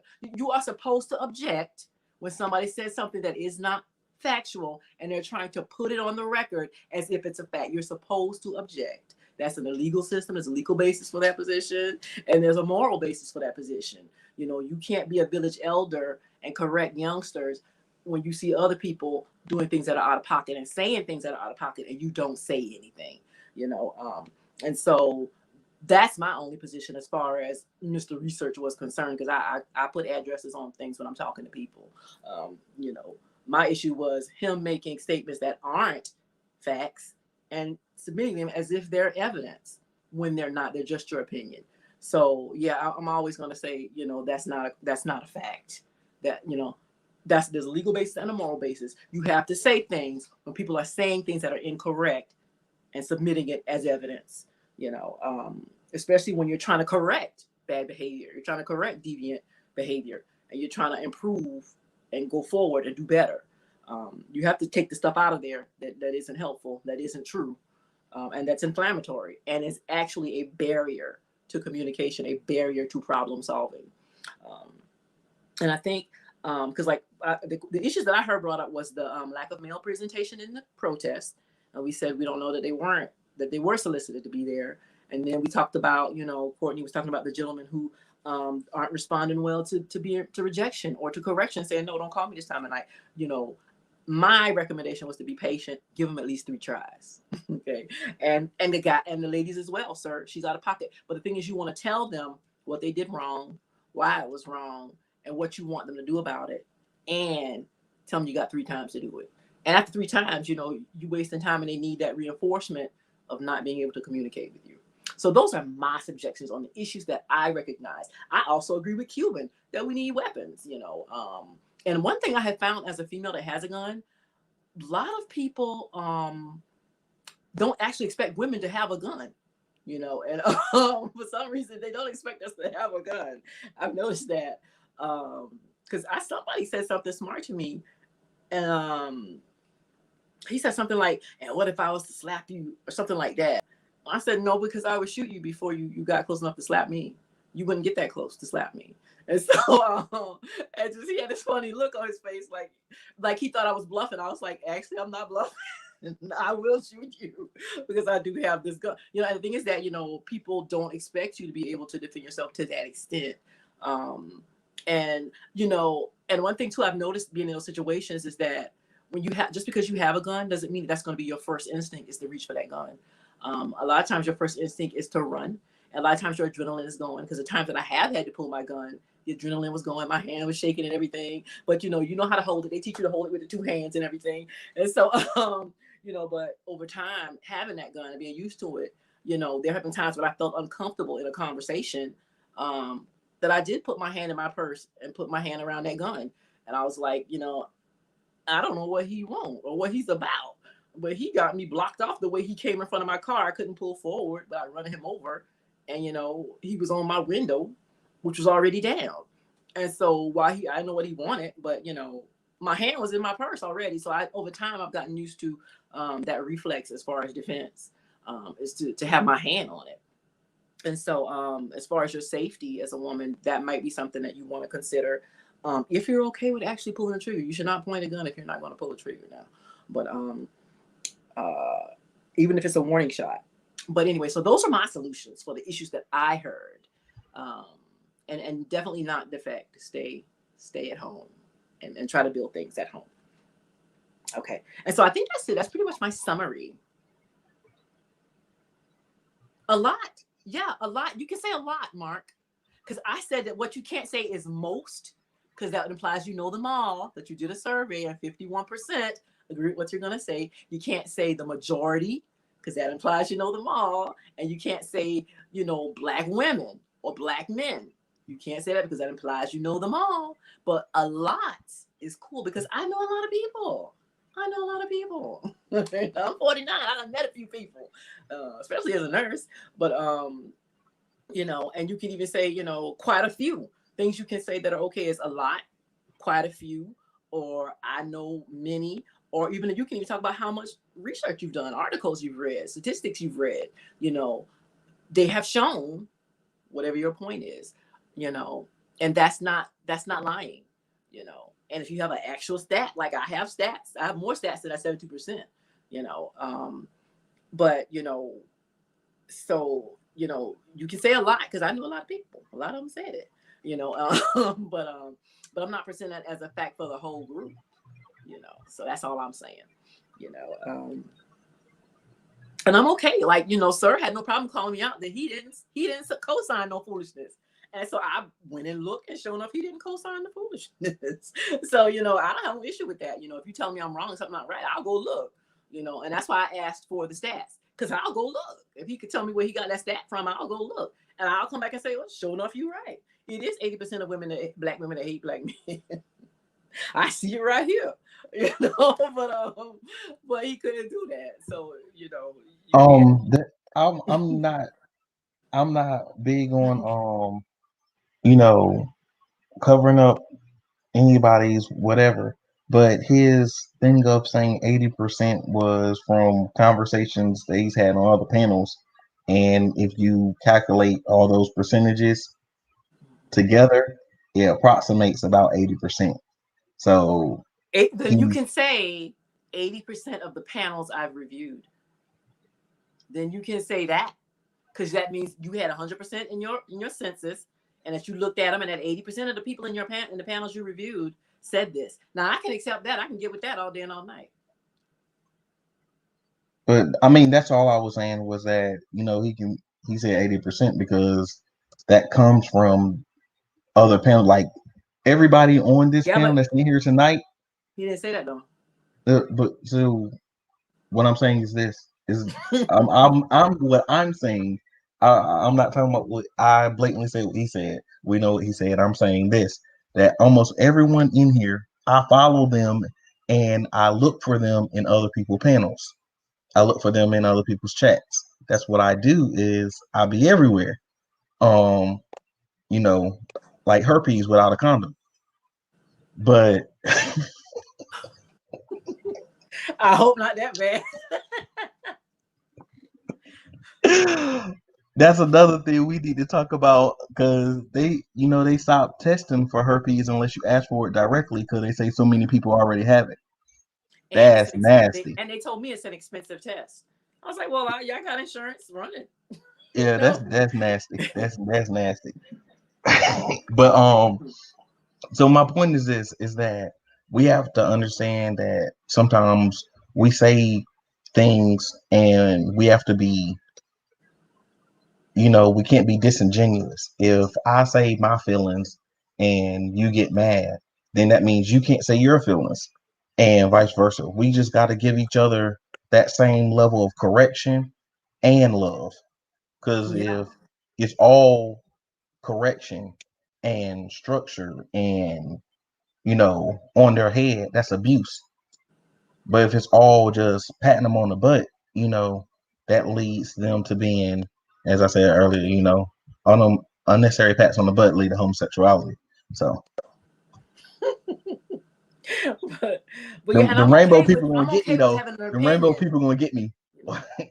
I'll put a disclaimer. That's my opinion, not Courtney's opinion. So the rainbow people don't need to come after her. Come after me, rainbow people. Cause I know y'all lurking. Yeah. And so, and I'm okay with that opinions, because we don't have to agree. We disagree, but I'm not okay with you lying and making up statistics that aren't true and slandering one group of people that I'm a part of. So, but as far as opinions, I'm good with opinions all day. And so, sir, what were your solutions on the questions? Because the questions that came up was the male representation at protests and the men and the men who couldn't handle rejection well, and also men who need correcting in their approach to you. And what was the other thing we were looking for a solution to?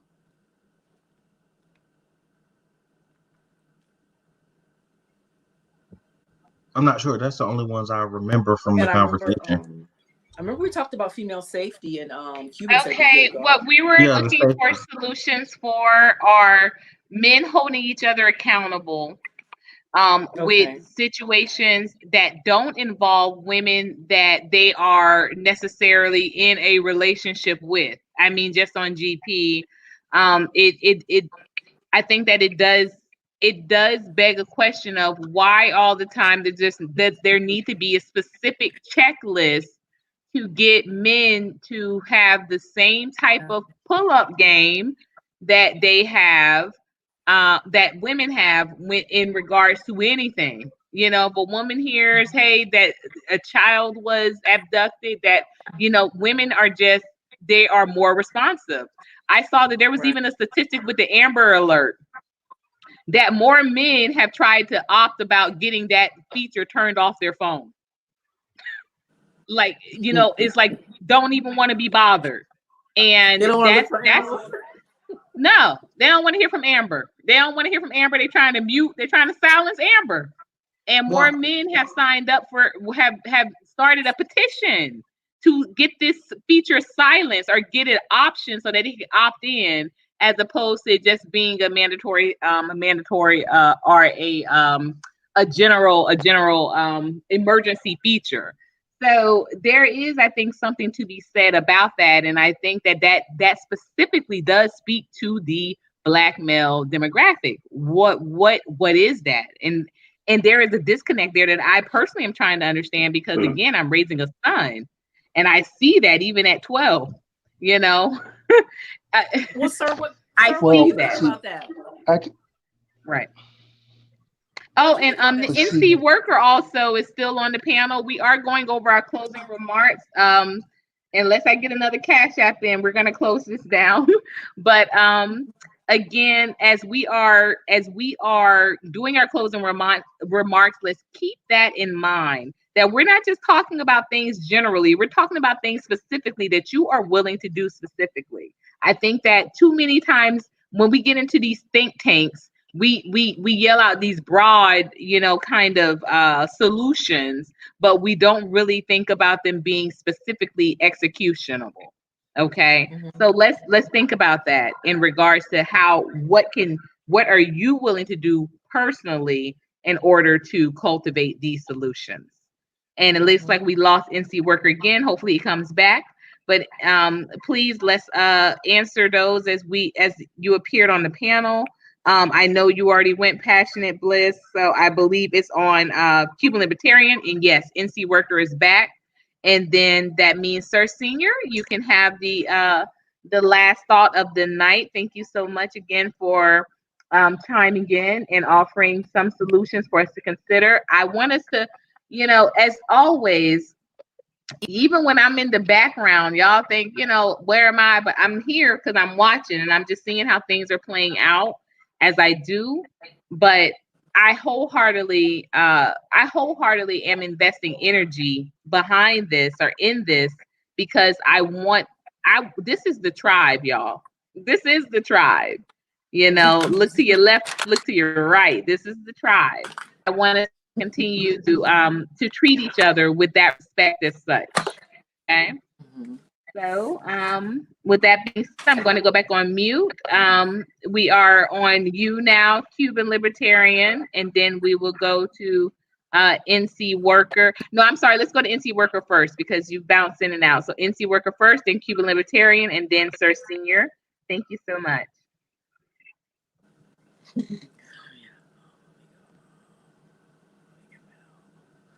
Leave out.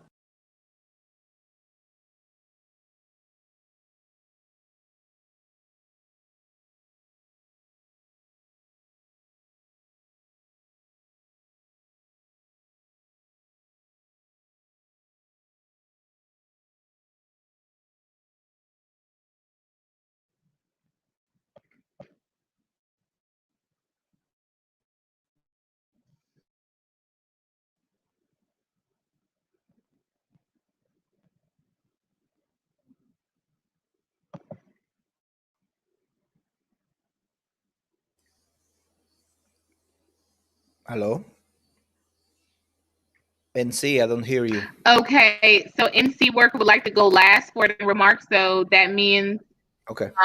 Cuban Libertarian, it's on you, and then Sir Senior. Excellent. Hey guys, I love you. Remember to first, before anything, make sure that you, yourself, and your family are doing well. I've also had to take a step back from all the Cuban activism, just activism in general. I'm focused on me, getting a good base of operations. You can't change the world if your house is a mess. So make that paper, make that family, and then think about, saving someone else. And of course, if they don't want to be saved, let them drown. Otherwise, you're going to drown too. Till next time.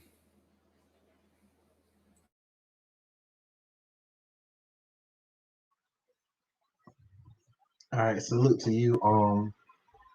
As always, salute to Sister Courtney for allowing us to even come up here and have this conversation on her panel and on her channel. Hit the like button, hit the subscribe. Leave a comment. You can listen to this on the playback. I would like to say, just salute to everybody who's trying to make a real change. Love those who loving you. Show love to ones who aren't. Forget about the bad people and focus on the good. Don't go weary in well doing. We have to teach ourselves and each other and our younger generations, the values that we want. But all of those things start with us. So if we want men to protect women, we have to teach men how to protect women. If we want men to be accountable, then we have to teach them how to be accountable. We start that off by holding them accountable and holding ourselves accountable. If we're males or females, we have to do what's in the best interest of everyone, not just ourselves. If that child, because we're all somebody's child, if that child is out of line, then correct them. Don't let them just be out of line because, oh, it's not my business. Oh, they didn't hurt me. Or, oh, that's my friend. There's no excuse. Wrong is wrong, right is right. Love y'all and good night. Be safe, be blessed, be certain.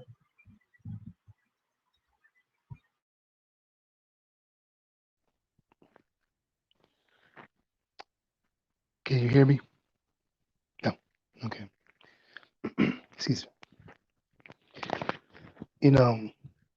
It does start off with accountability on both sides, but also too as well.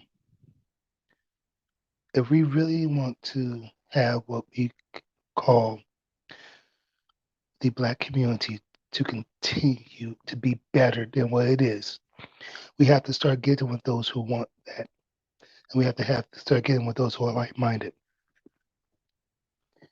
Because by us not doing anything, standing on the sidelines, we're just as bad as the ones who are continuing the commotion. But I thank Ms. Omega for allowing me on her panel as always, and I hope everyone in the chat as well as on the panel have a great night.